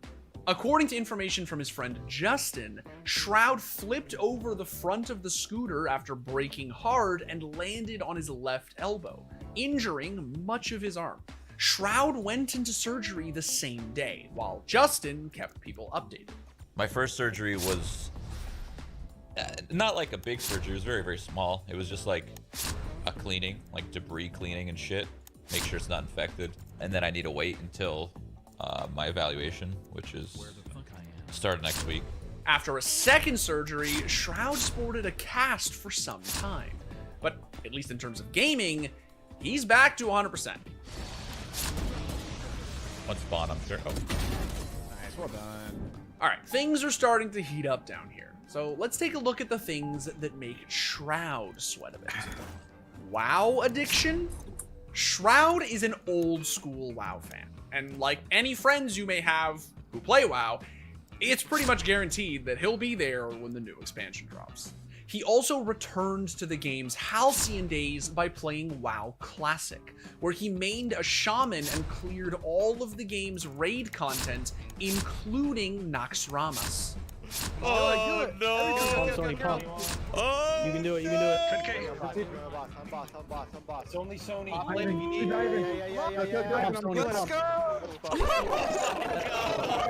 Let's go, baby! But Shroud likes WoW a lot. Enough that he was willing to drop a lot of money to be able to make a raid time that would have otherwise been impossible. The Rowdy One explained that he actually chartered a private flight to make it back home in time for a raid, and that the trip cost him 10 times what a normal airline ticket would have. How much did it cost? 600 an hour, so it was 2 hours. It was around that. It was. Holy shit! It was something like that. Six something an hour. Almost threw the fuck up. Oh my god.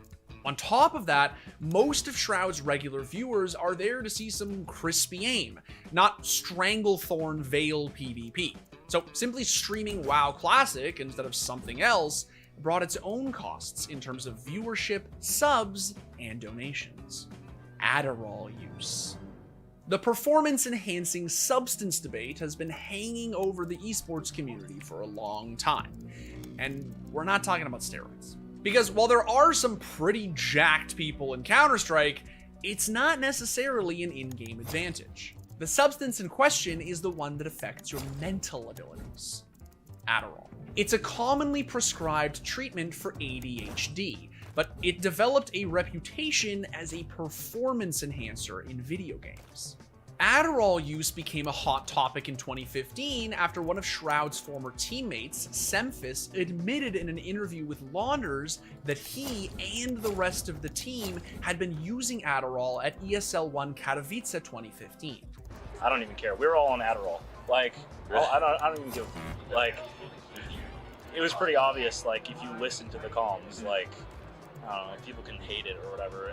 Everyone does Adderall at ESL, right? Yeah. The comms do certainly seem a bit animated. So what are we gonna do? We're just gonna go. Just I'm flash. gonna go.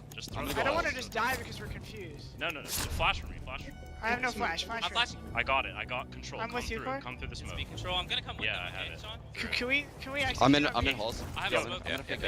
He's crit. There's 2B. There's 2B right now. Let me pick fire. Did someone pop flash my top mid? I can't. I can't. Do it multiple times. Flashing what? Flashing right now.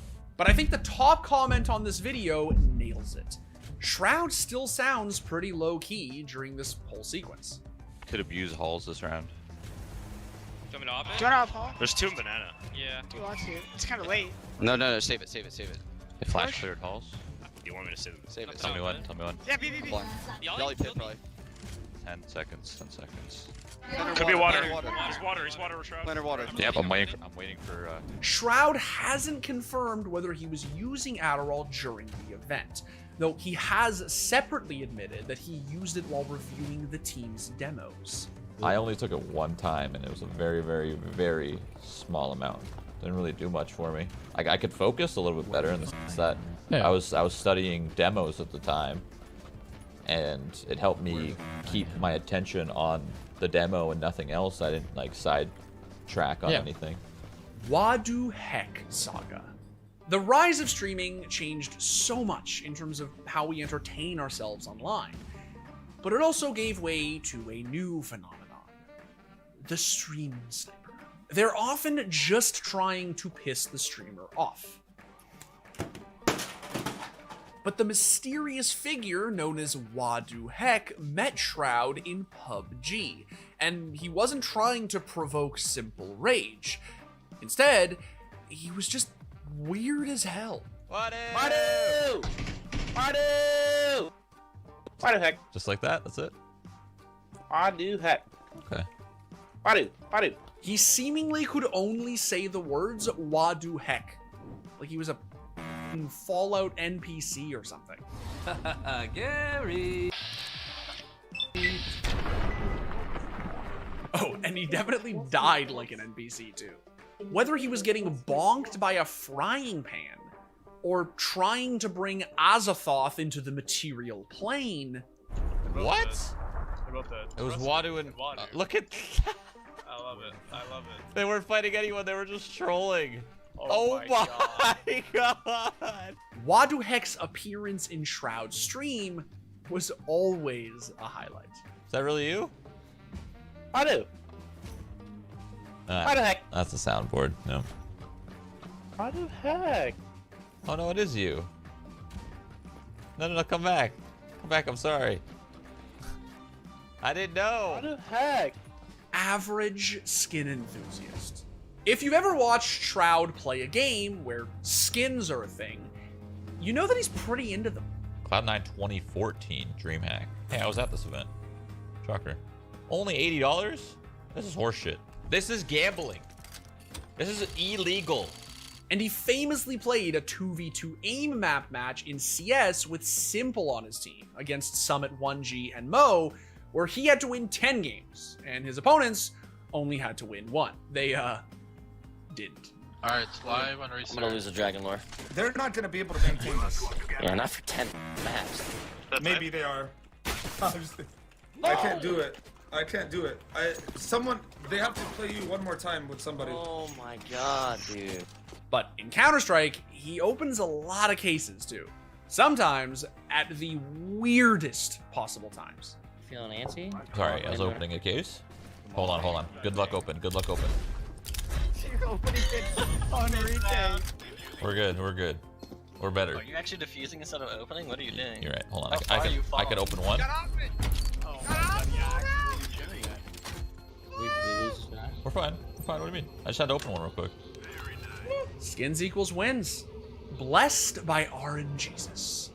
We talked about Shroud's love of opening cases, but there was one event that made everyone wonder whether he was truly Gaben's apostle. In March of 2019, Shroud was running some pugs.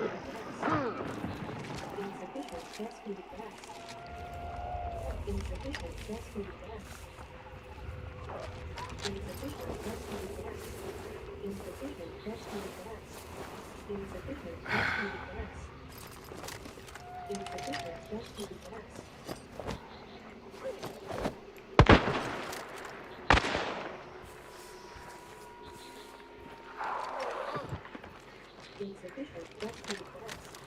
Insufficient breastfeeding gas. Not enough immunity. Insufficient breastfeeding gas.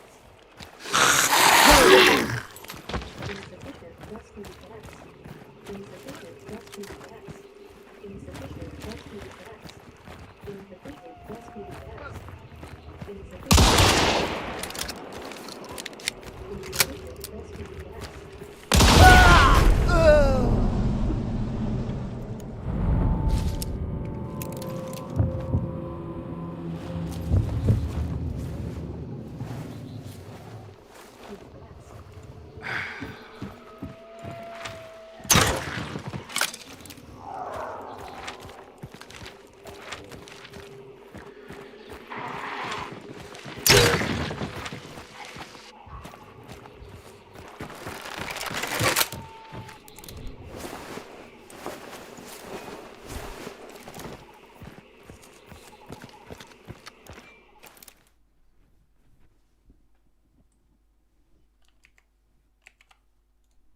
And opening up some new Prisma cases, and he was feeling pretty good about his chances. I'm gonna get lucky. Just you wait. Just you wait and see. I'm gonna get 2 knives. And 1 crate. But it wasn't just bravado, because a couple of cases later, he was the one flexing. Oh! Okay! Who got a knife? Huh? I did. But while 1 Phase 4 Doppler was good, 2 is obviously better. Again! Are you f***ing kidding me? The same thing? 2 of them? Is this real? CSGO Skin Fiend Anomaly also unboxed the exact same knife during his own simultaneous stream, and jokingly tried to pass it off as Shroud's using a name tag. Opened by Shroud. Was it opened by Shroud? I'll name mine Opened by Shroud. And look, I'm not exactly sure how it went for Anomaly, but it's only fair that a little bit of Shroud's luck gets shared with others. Finally, we've reached the bottom of this colossal iceberg, but I have a feeling there's something else that's pretty huge down here. Could Shroud have won a major? We talked in the intro about how Shroud was and continues to be regarded as one of North American Counter-Strike's greatest mechanical prodigies. His stint with Cloud9 ended in August of 2017, but just over 5 months later, Cloud9 won a CS major, North America's first. Guardian waits patiently as Cloud9 sets the push up. Oh! Oh, it's happened! They made it work! Cloud9 are your E-League Major champions! That August, Shroud retired and his boy Nothing got benched. The org replaced them with Rush and Tarek, who were acquired from Optic. So we have to ask, if Shroud had stayed on and C9 had only added, say, Tarek, would they still have won the major? It's possible, although the C9 that played the first half of 2017 wasn't exactly putting up incredible stats. So it's pretty hard to use numbers as a point of comparison here. Even though this is just an imaginary scenario, we might have been closer to this reality than we think. Both Nothing and Shroud were on the bench and could have been used in the event that one of the main roster couldn't play. Now, that didn't happen, but it could have. A major win would obviously have been amazing for Shroud, but since he basically conquered Twitch, I think we can call it even. He has a fat what? Okay, so if you've spent any amount of time in his stream, it's not difficult to remember Shroud's member. It's not like you're a massive dude, but you got like good sized feet, which means you have a fat cock. It became a popular meme in his community after some donations referenced it. Word on the street is that you got a fat cock. Look at the clock, tick-tock running out of time, and I need your fat cock. It's the biggest on the block. I crave the sudden shock of my ass getting rocked. What's up? And some pointed to a very over-the-top sexual harassment training video as a potential source for those messages. Word around the office is you've got a fat cock. Yes, I do. I've got a fat cock too. It's unlikely that we'll ever know for sure, but when Shroudy played Cyberpunk, well, I'll let you see for yourself. pubic hairstyle, penis size? Wait. What? Perfect. Perfect. We're looking damn good. So, there we have it. The Shroud iceberg. I feel like there's a lot of things we didn't get into and more stuff we could have explored, like the Justin relationship or the luggage resale saga. Let us know in the comments if there's anything more you wanted us to look into, and see you next time. I switched my CSGO sensitivity to Shroud CSGO sensitivity. But I've been running the 2.4, man, and the Shroud sense is the God sense, dude. Whatever this man plays at, that is the God sense. I'm convinced. Like, whatever it is. And if he changes his sense, I'll change mine from this point forward. I don't even care. But I'll go into his stream commands and I'll be like, exclamation point sense, and like, whatever it is, I'm gonna adopt that shit, man. This man's a god. He knows.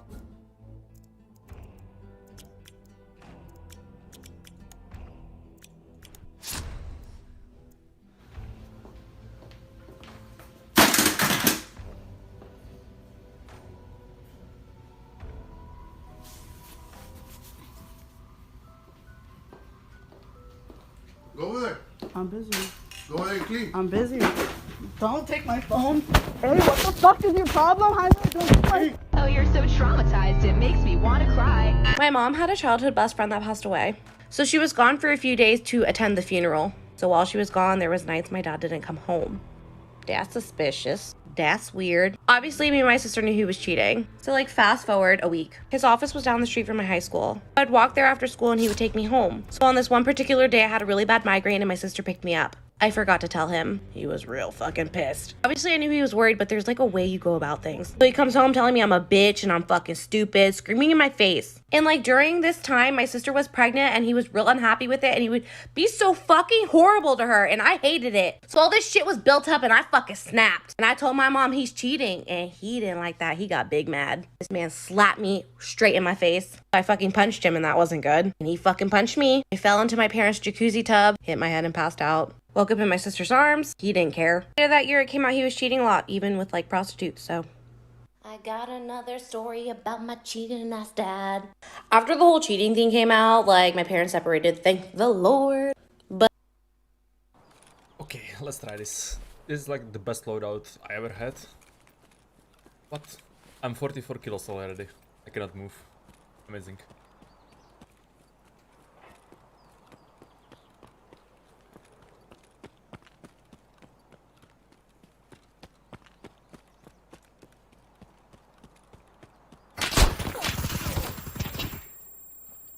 Okay, amazing.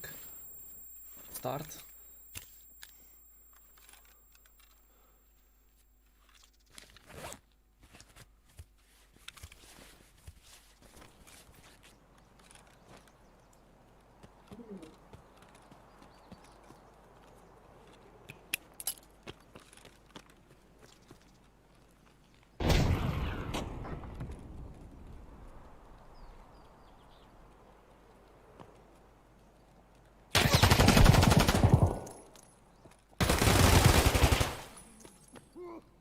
Jesus, man.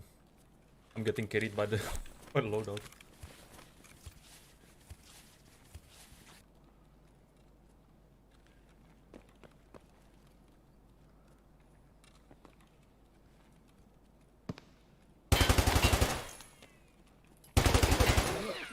Oh, grenade.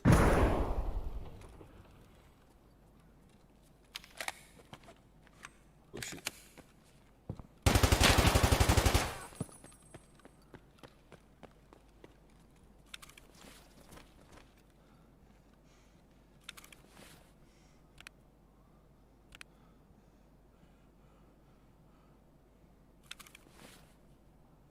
I don't have nades.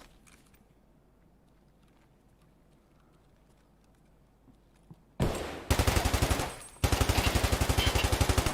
think I killed one. Yeah, one is dead.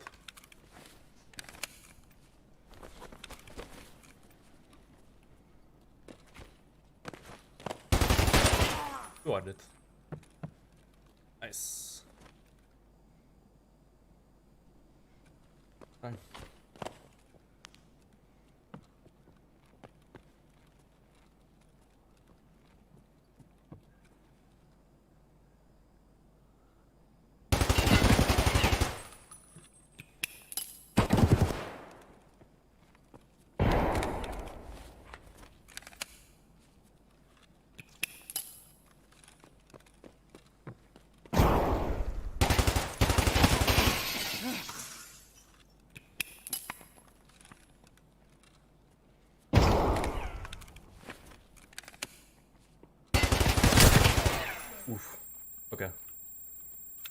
I got him though.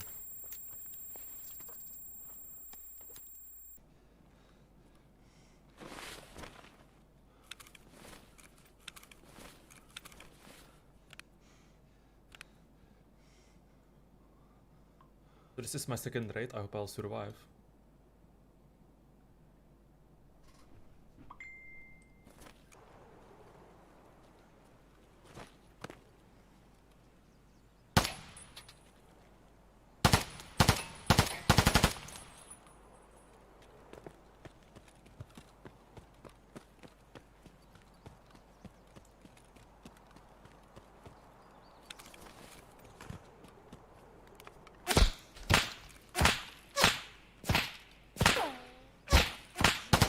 But I don't see this guy.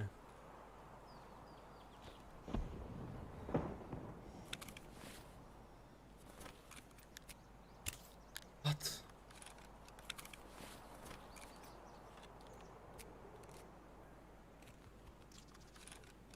I'm dead.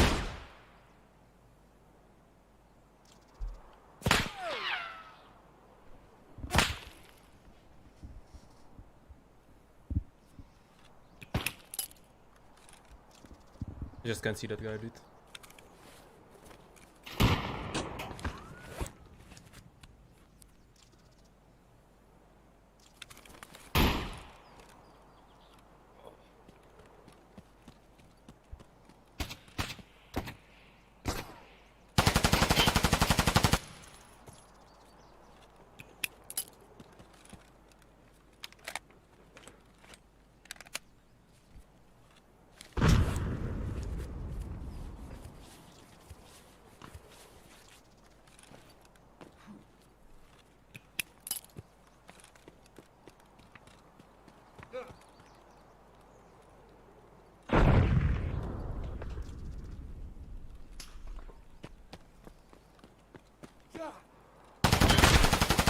Oh my god, dude. This guy fucked me.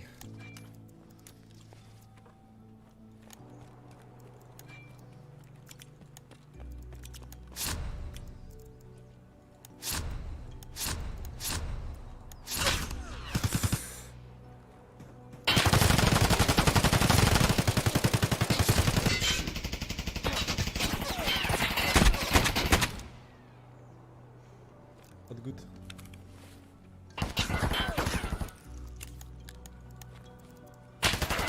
Ah, GG.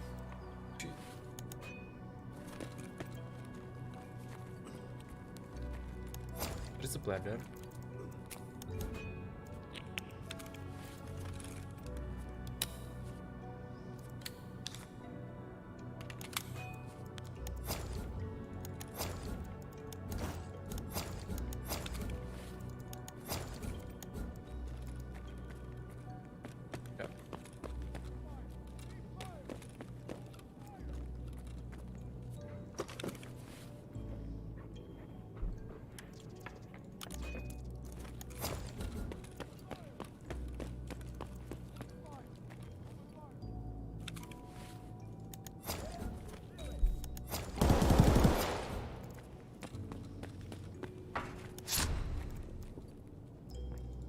Hello.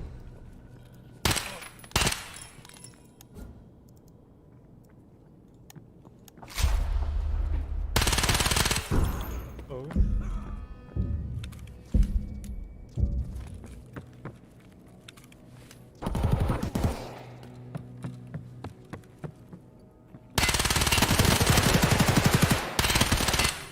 Ooh, hello.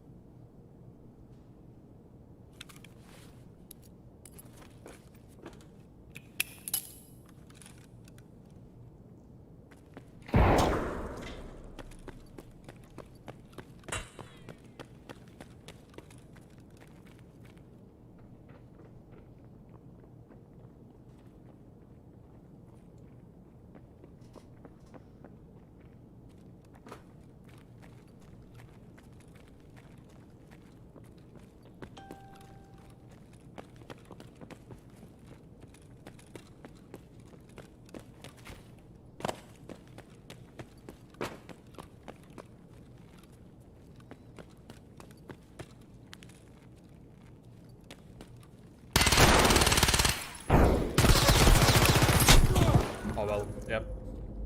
Unfortunate.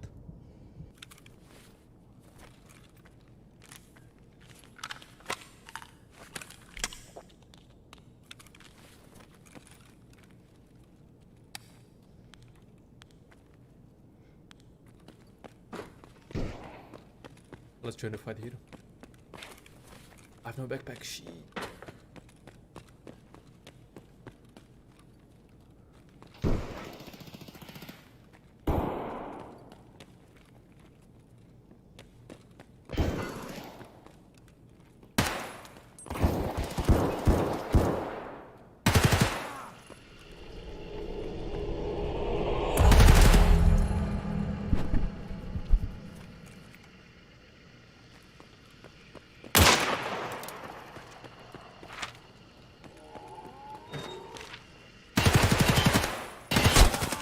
We got hit. What?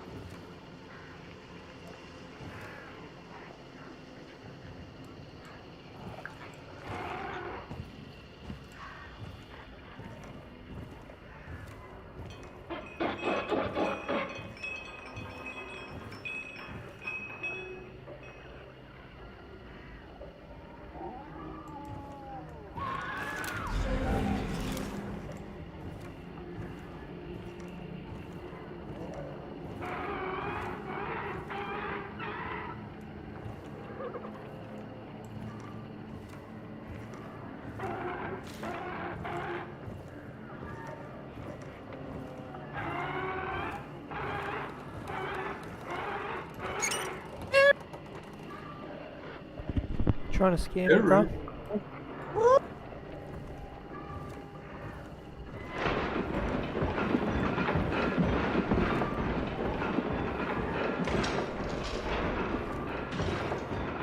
Because if you're trying to scam me, it worked, bro.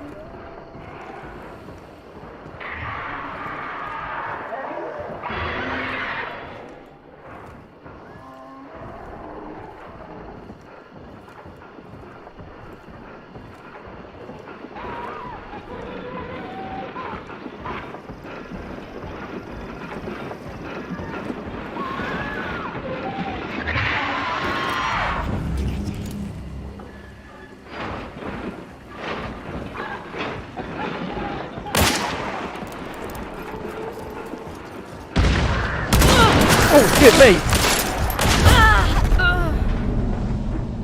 Holy fuck me! He just randomly fucking popped up.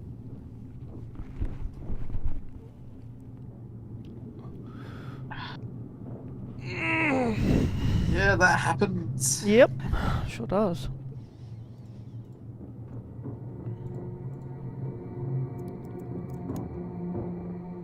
I didn't expect that. Oops. Of course, it's what they call a surprise, motherfucker. Sure is.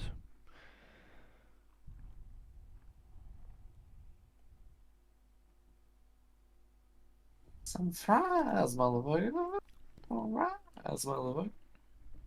Disguise, motherfucker. Got headshotted. Fuck, that's a shame. Alright, motherfucker. Some fries.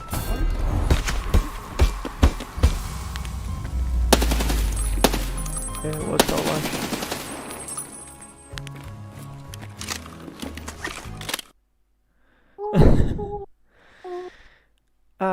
Coops, that's the first time I died all day, but I don't know what you're talking about.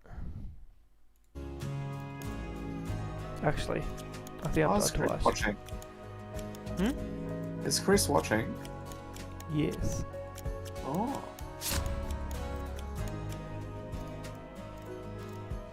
No one's watching. What the hell? Well, let's see.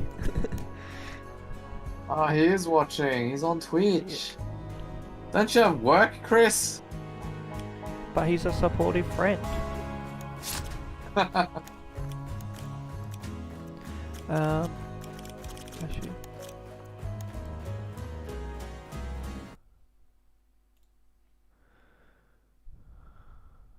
Oh, excuse me, Vince Stacks. Yeah. Who the hell is Charlie? Sorry about that, Charlie. For some reason, I thought it was Chris. I don't know. Yeah, But I don't know. I can call you Vince Sucks instead of Charlie, or whatever you like, mate.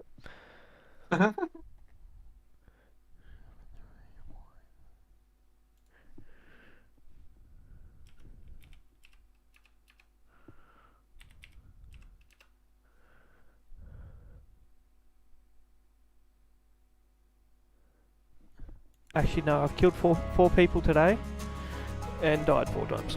So, I'm even today.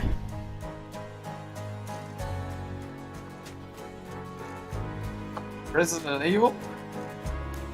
I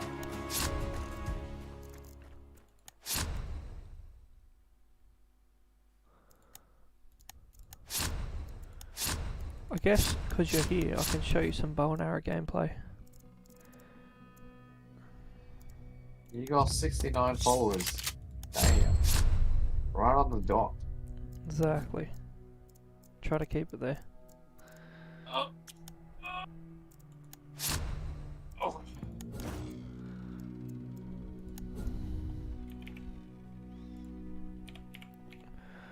I didn't choose bow as my...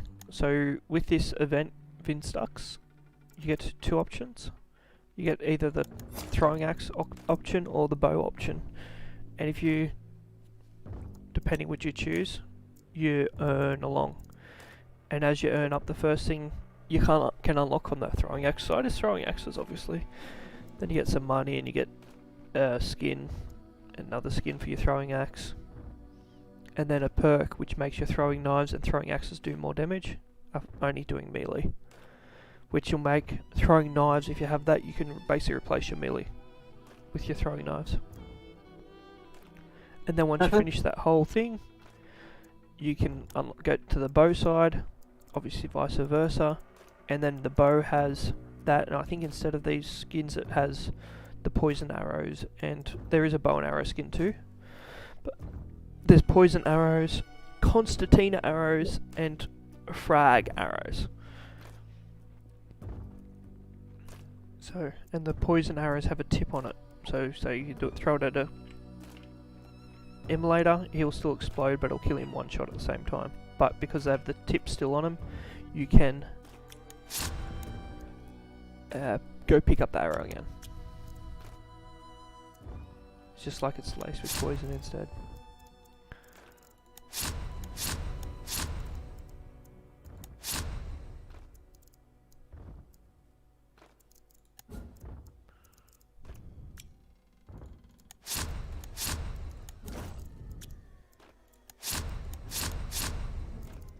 He missed all of that.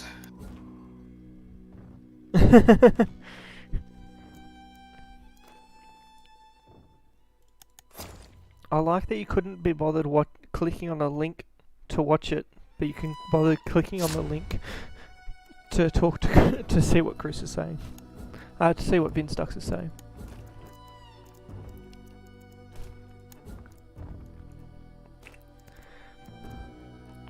Quick summary.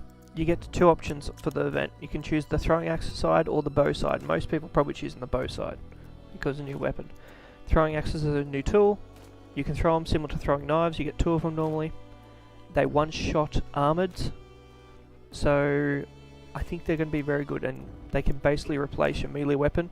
But if you get the trait, which you can unlock in the event, but will be unlocked for everyone after the event, increases your melee damage of axes, so you can basically replace your melee with it. Alright, I gotta get ready for work. I'll catch you later. Alright, catch you, bud. So no, you can't get one. You don't just get one. You do the one first, and then once you finish, I'll swap over to bow and arrows then. I can't swap at any time. I have to finish it first. And then I'll unlock the bow, as well as the 3 bow, the arrow variants, which one's poison, one's concertina, and one's frag, like a frag grenade on a bow tip. But I like the idea of the poison ones, because they still have a point. You can go and collect them again after you kill something with it.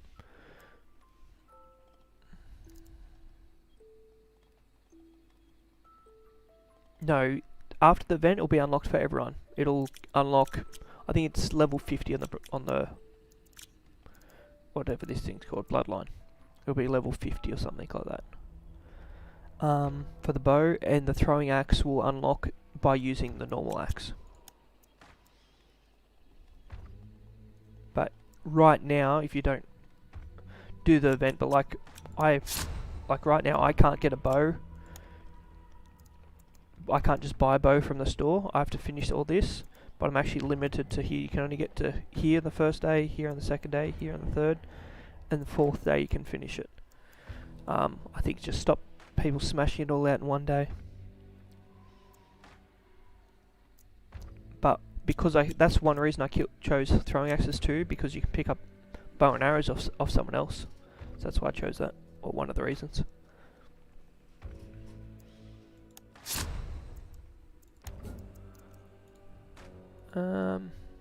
What do we want? Do I still have to do Springfield? I do.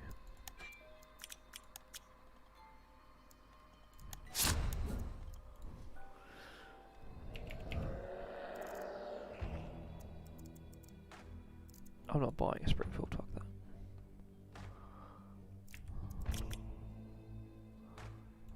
What else do I have to use?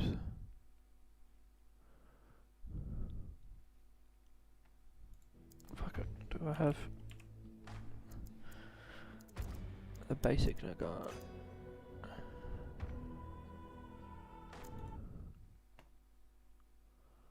But I have the officer, which I still need to use. That works. That's probably obvious with the bow, depending on how much you draw it back, depends on the damage. But fully drawn back, it will like one shot kill. Yes, it's a variable damage, 227. But, and depends how fast the rate of fire would be variable as well, depending on how long you let go. Okay, so 23 meters before it. Okay. I've been, trying to adjust probably around 20 meters. So with this, I'd say you could even bring in dusters and then a throwing axe. But let's do some actual gameplay too. Oh, actually, I don't need that because I've got the bows.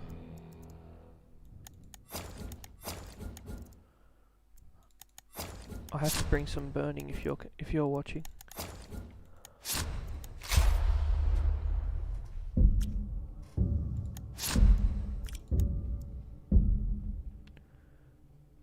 Crossbow still better? Possibly, but the crossbows are going to be is a full length weapon and a bow is a medium weapon. So bow is more like very flexible.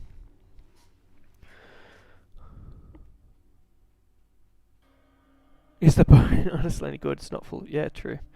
I think it's pretty good. It's faster than the crossbow because you don't have that really long animation of pulling it back.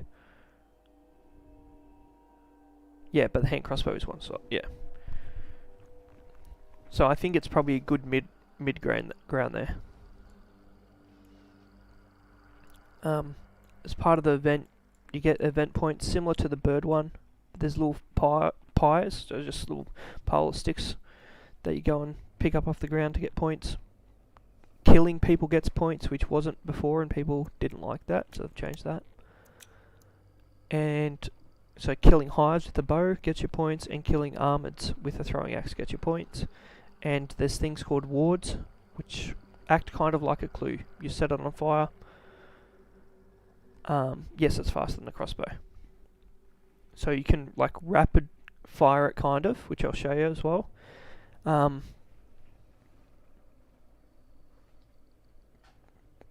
Because people can't kill. No, so previously in the last event, there was lots of people that wouldn't go and kill people. They would just go through and find stuff. You You unfollow if I don't get a bow kill. I'll be able to get a bow kill, I'd say.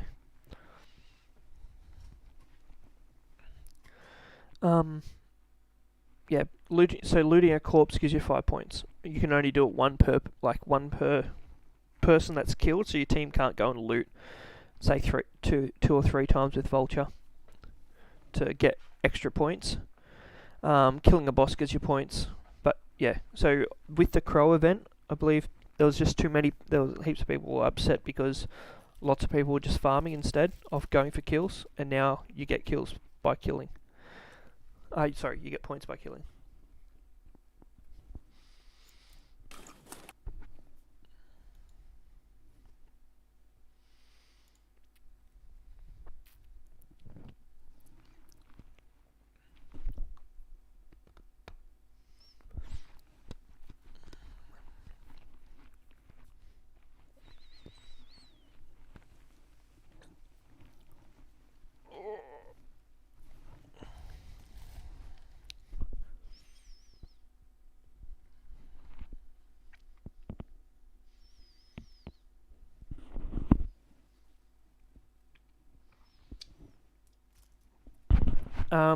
But bow's also really good at killing meatheads and stuff. A lot faster than trying to use a crossbow to kill meathead.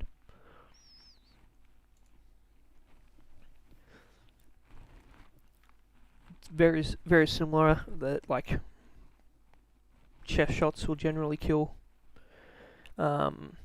most AI. Range of it's less than the crossbow, yeah. Probably good lot for my loadout.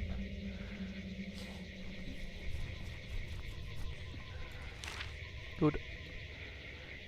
Oh, there's also a new time of day. I think that come out today as well. It's sundown. Don't even know about it yet. They consider it low visibility, but it looked more similar to sunrise to me.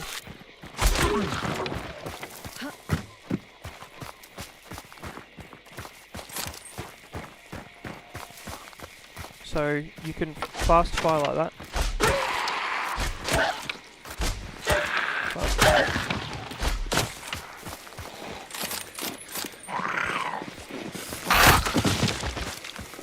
Like I didn't fully charge that last one.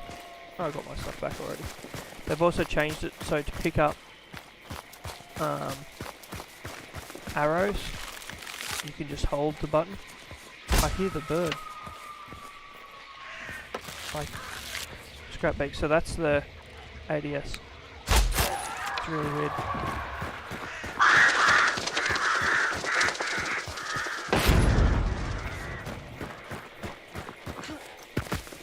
Someone here. I really don't want to lose my crossbow. If I could just... Yeah, not much damage on fast fires, definitely.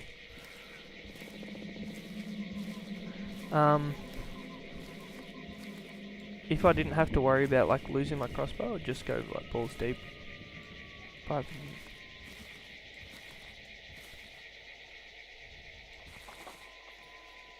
But I cannot buy another one.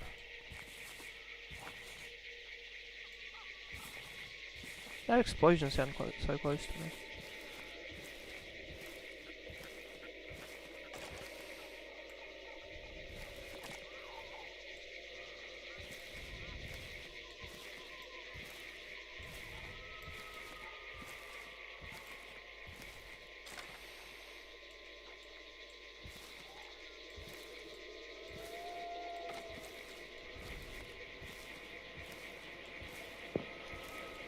The fuck?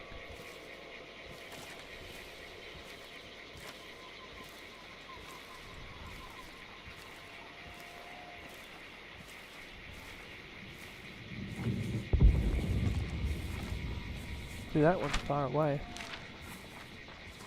Here he is.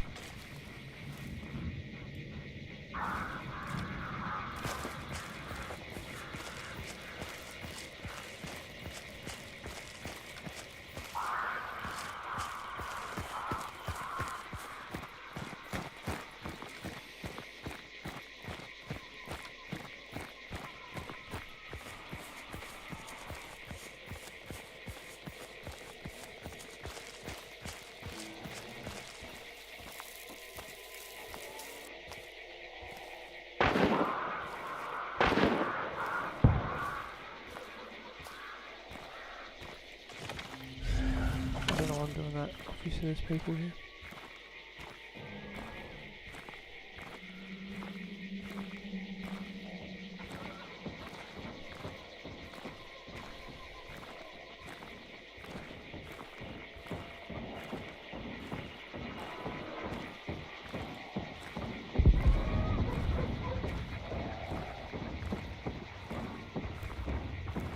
I don't see this working out for me very well.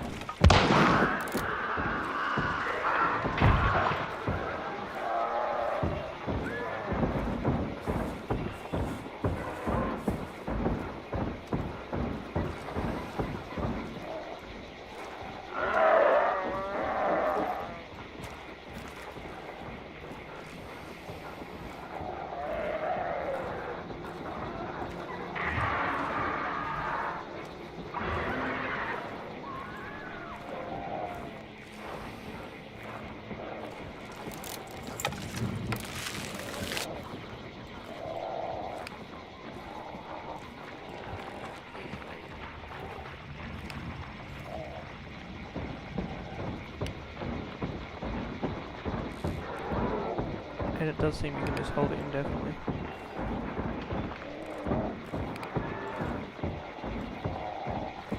You can click reload, which stops.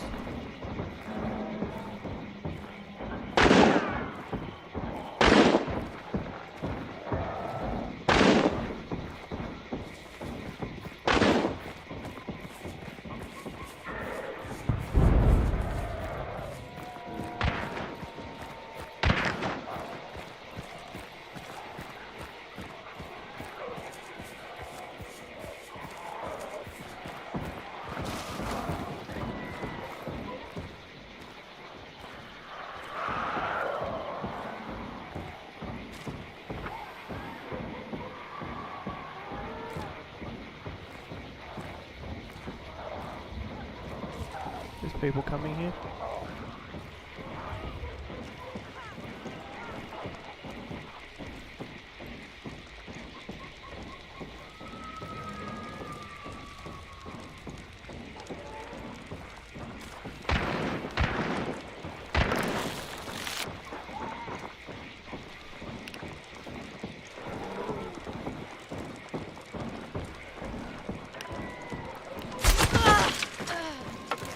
There we go.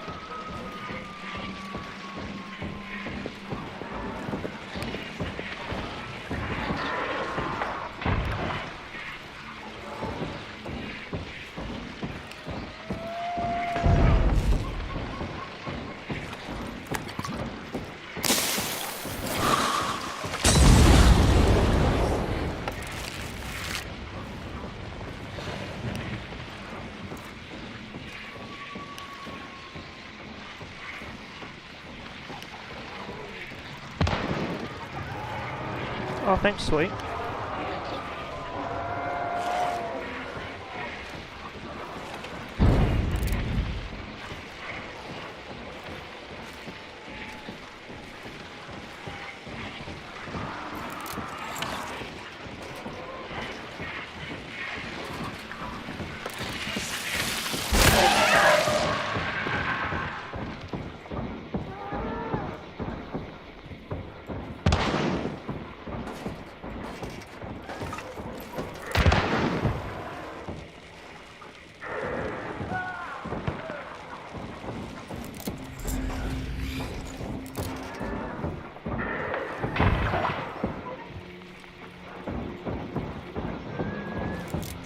I wonder if it's...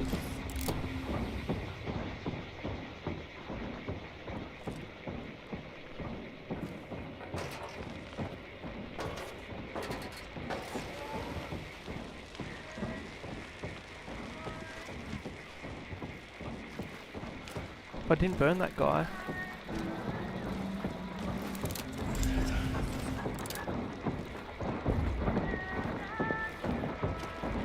I could have.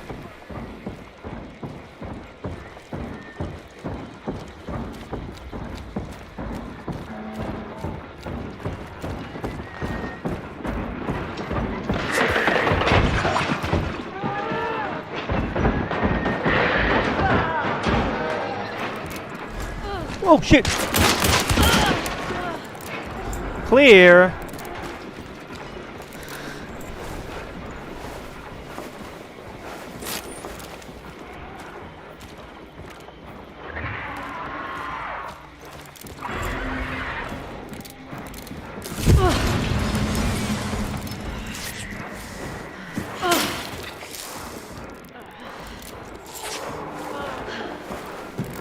How'd they do that much damage to it? I heard all the screaming. And it's still... Oh, I don't even have it. It's because I got this.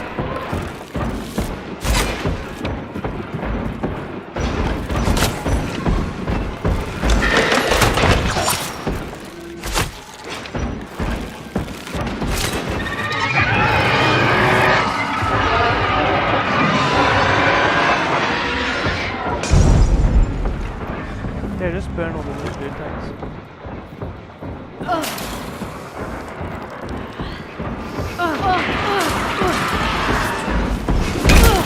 Thanks.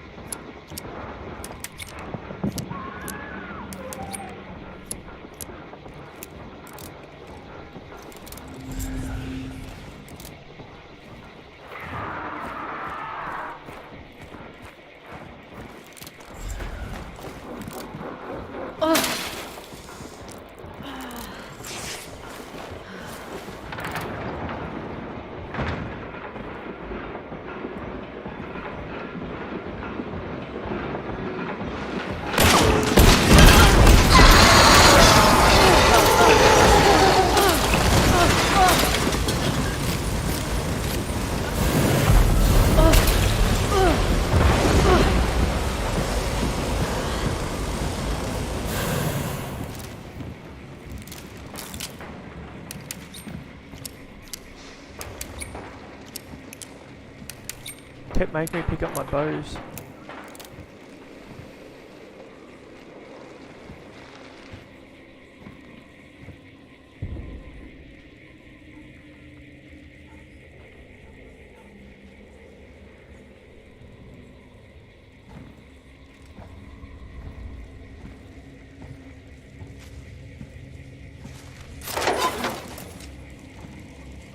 Fuck it, I don't need more bows. Oh.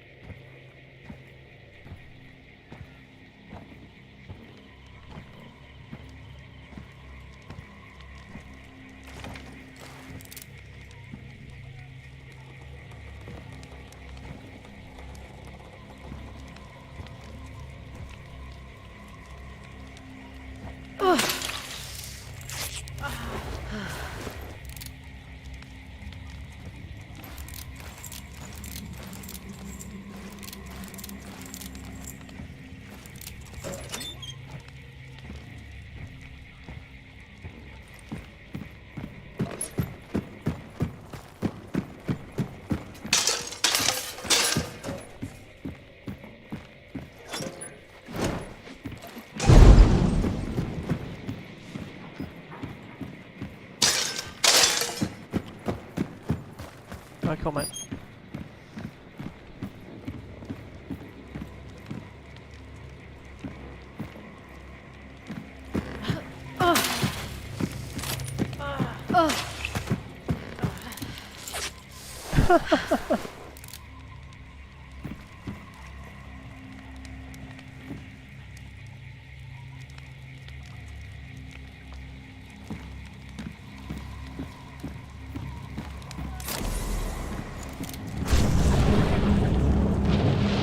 The fuck?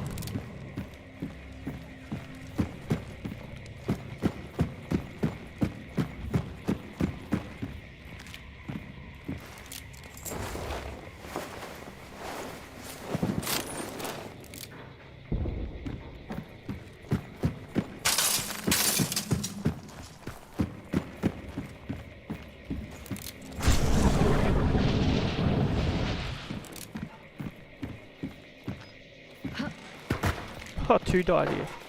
That's one I killed. I'm a bit confused.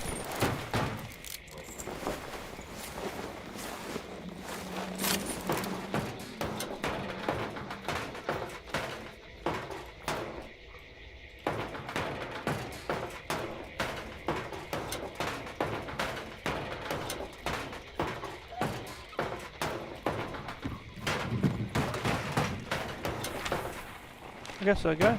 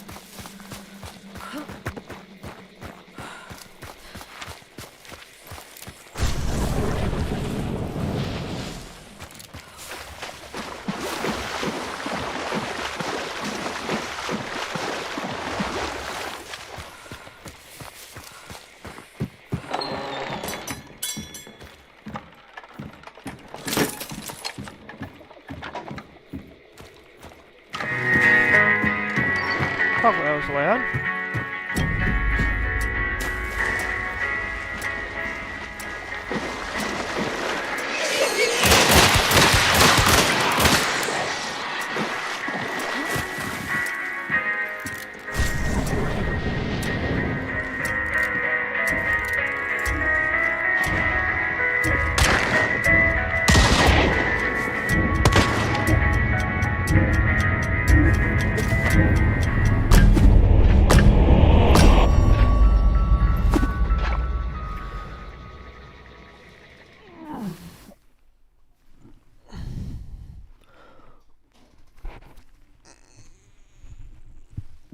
I just... You what? On lunch.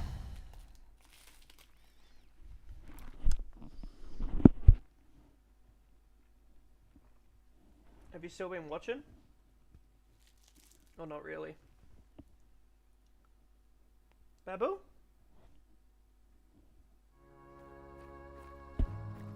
Jess?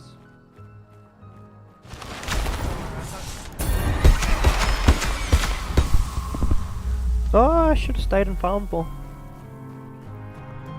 Okay, well now I've killed 7 and died 4 times. Much better.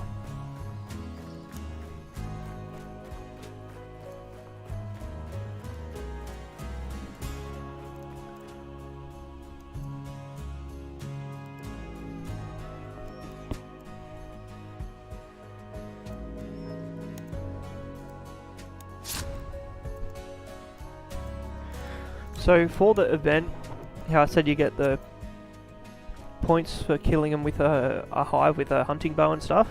So it actually works good if people get different things. So that way one person can always buy a hunting bow, and the other person can always get by throwing axes, and then they can kill the hives and the armored respectively. So that way you always get points because you kill a hive with a throwing axe or armored with a bow doesn't count. And it was lagging right there, yeah. when you said that when I killed that last guy.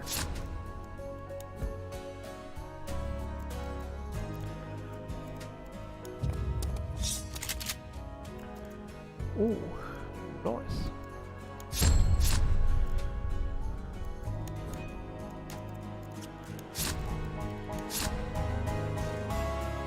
I've just been getting to level 25 now and retiring them.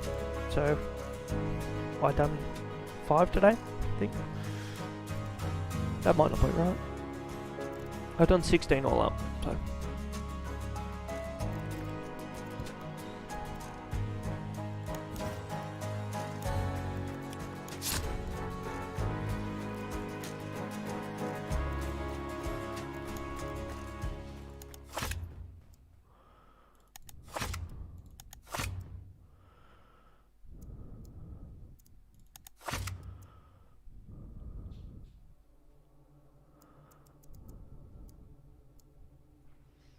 Bolts here works a bit better.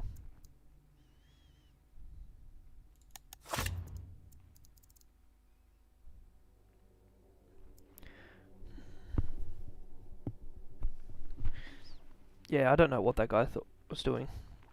It must have been lagging. Or I thought when I killed him, then he died to my left. Like, I didn't think that made any sense either. Also, you should still get assists when you kill, like when you help another team kill someone.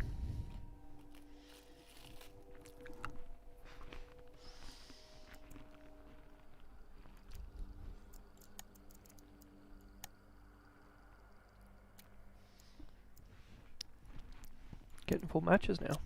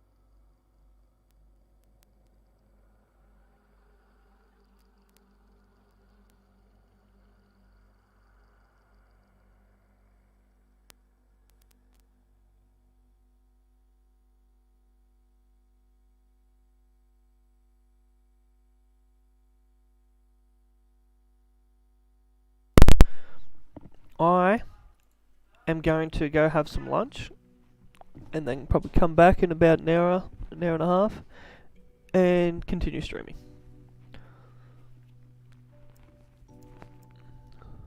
So, thanks for tuning in. Thanks for coming in, Vinstocks and Sweet Escape. Much appreciated. And yeah, I'm going to take a break for a little bit.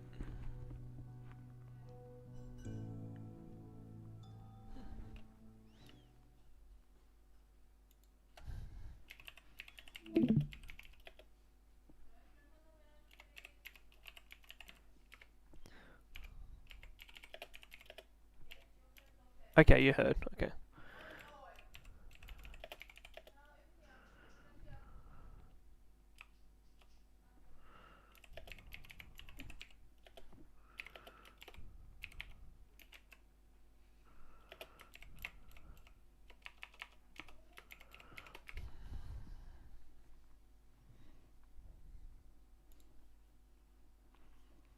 Alright, thanks everyone that was here. Hooroo!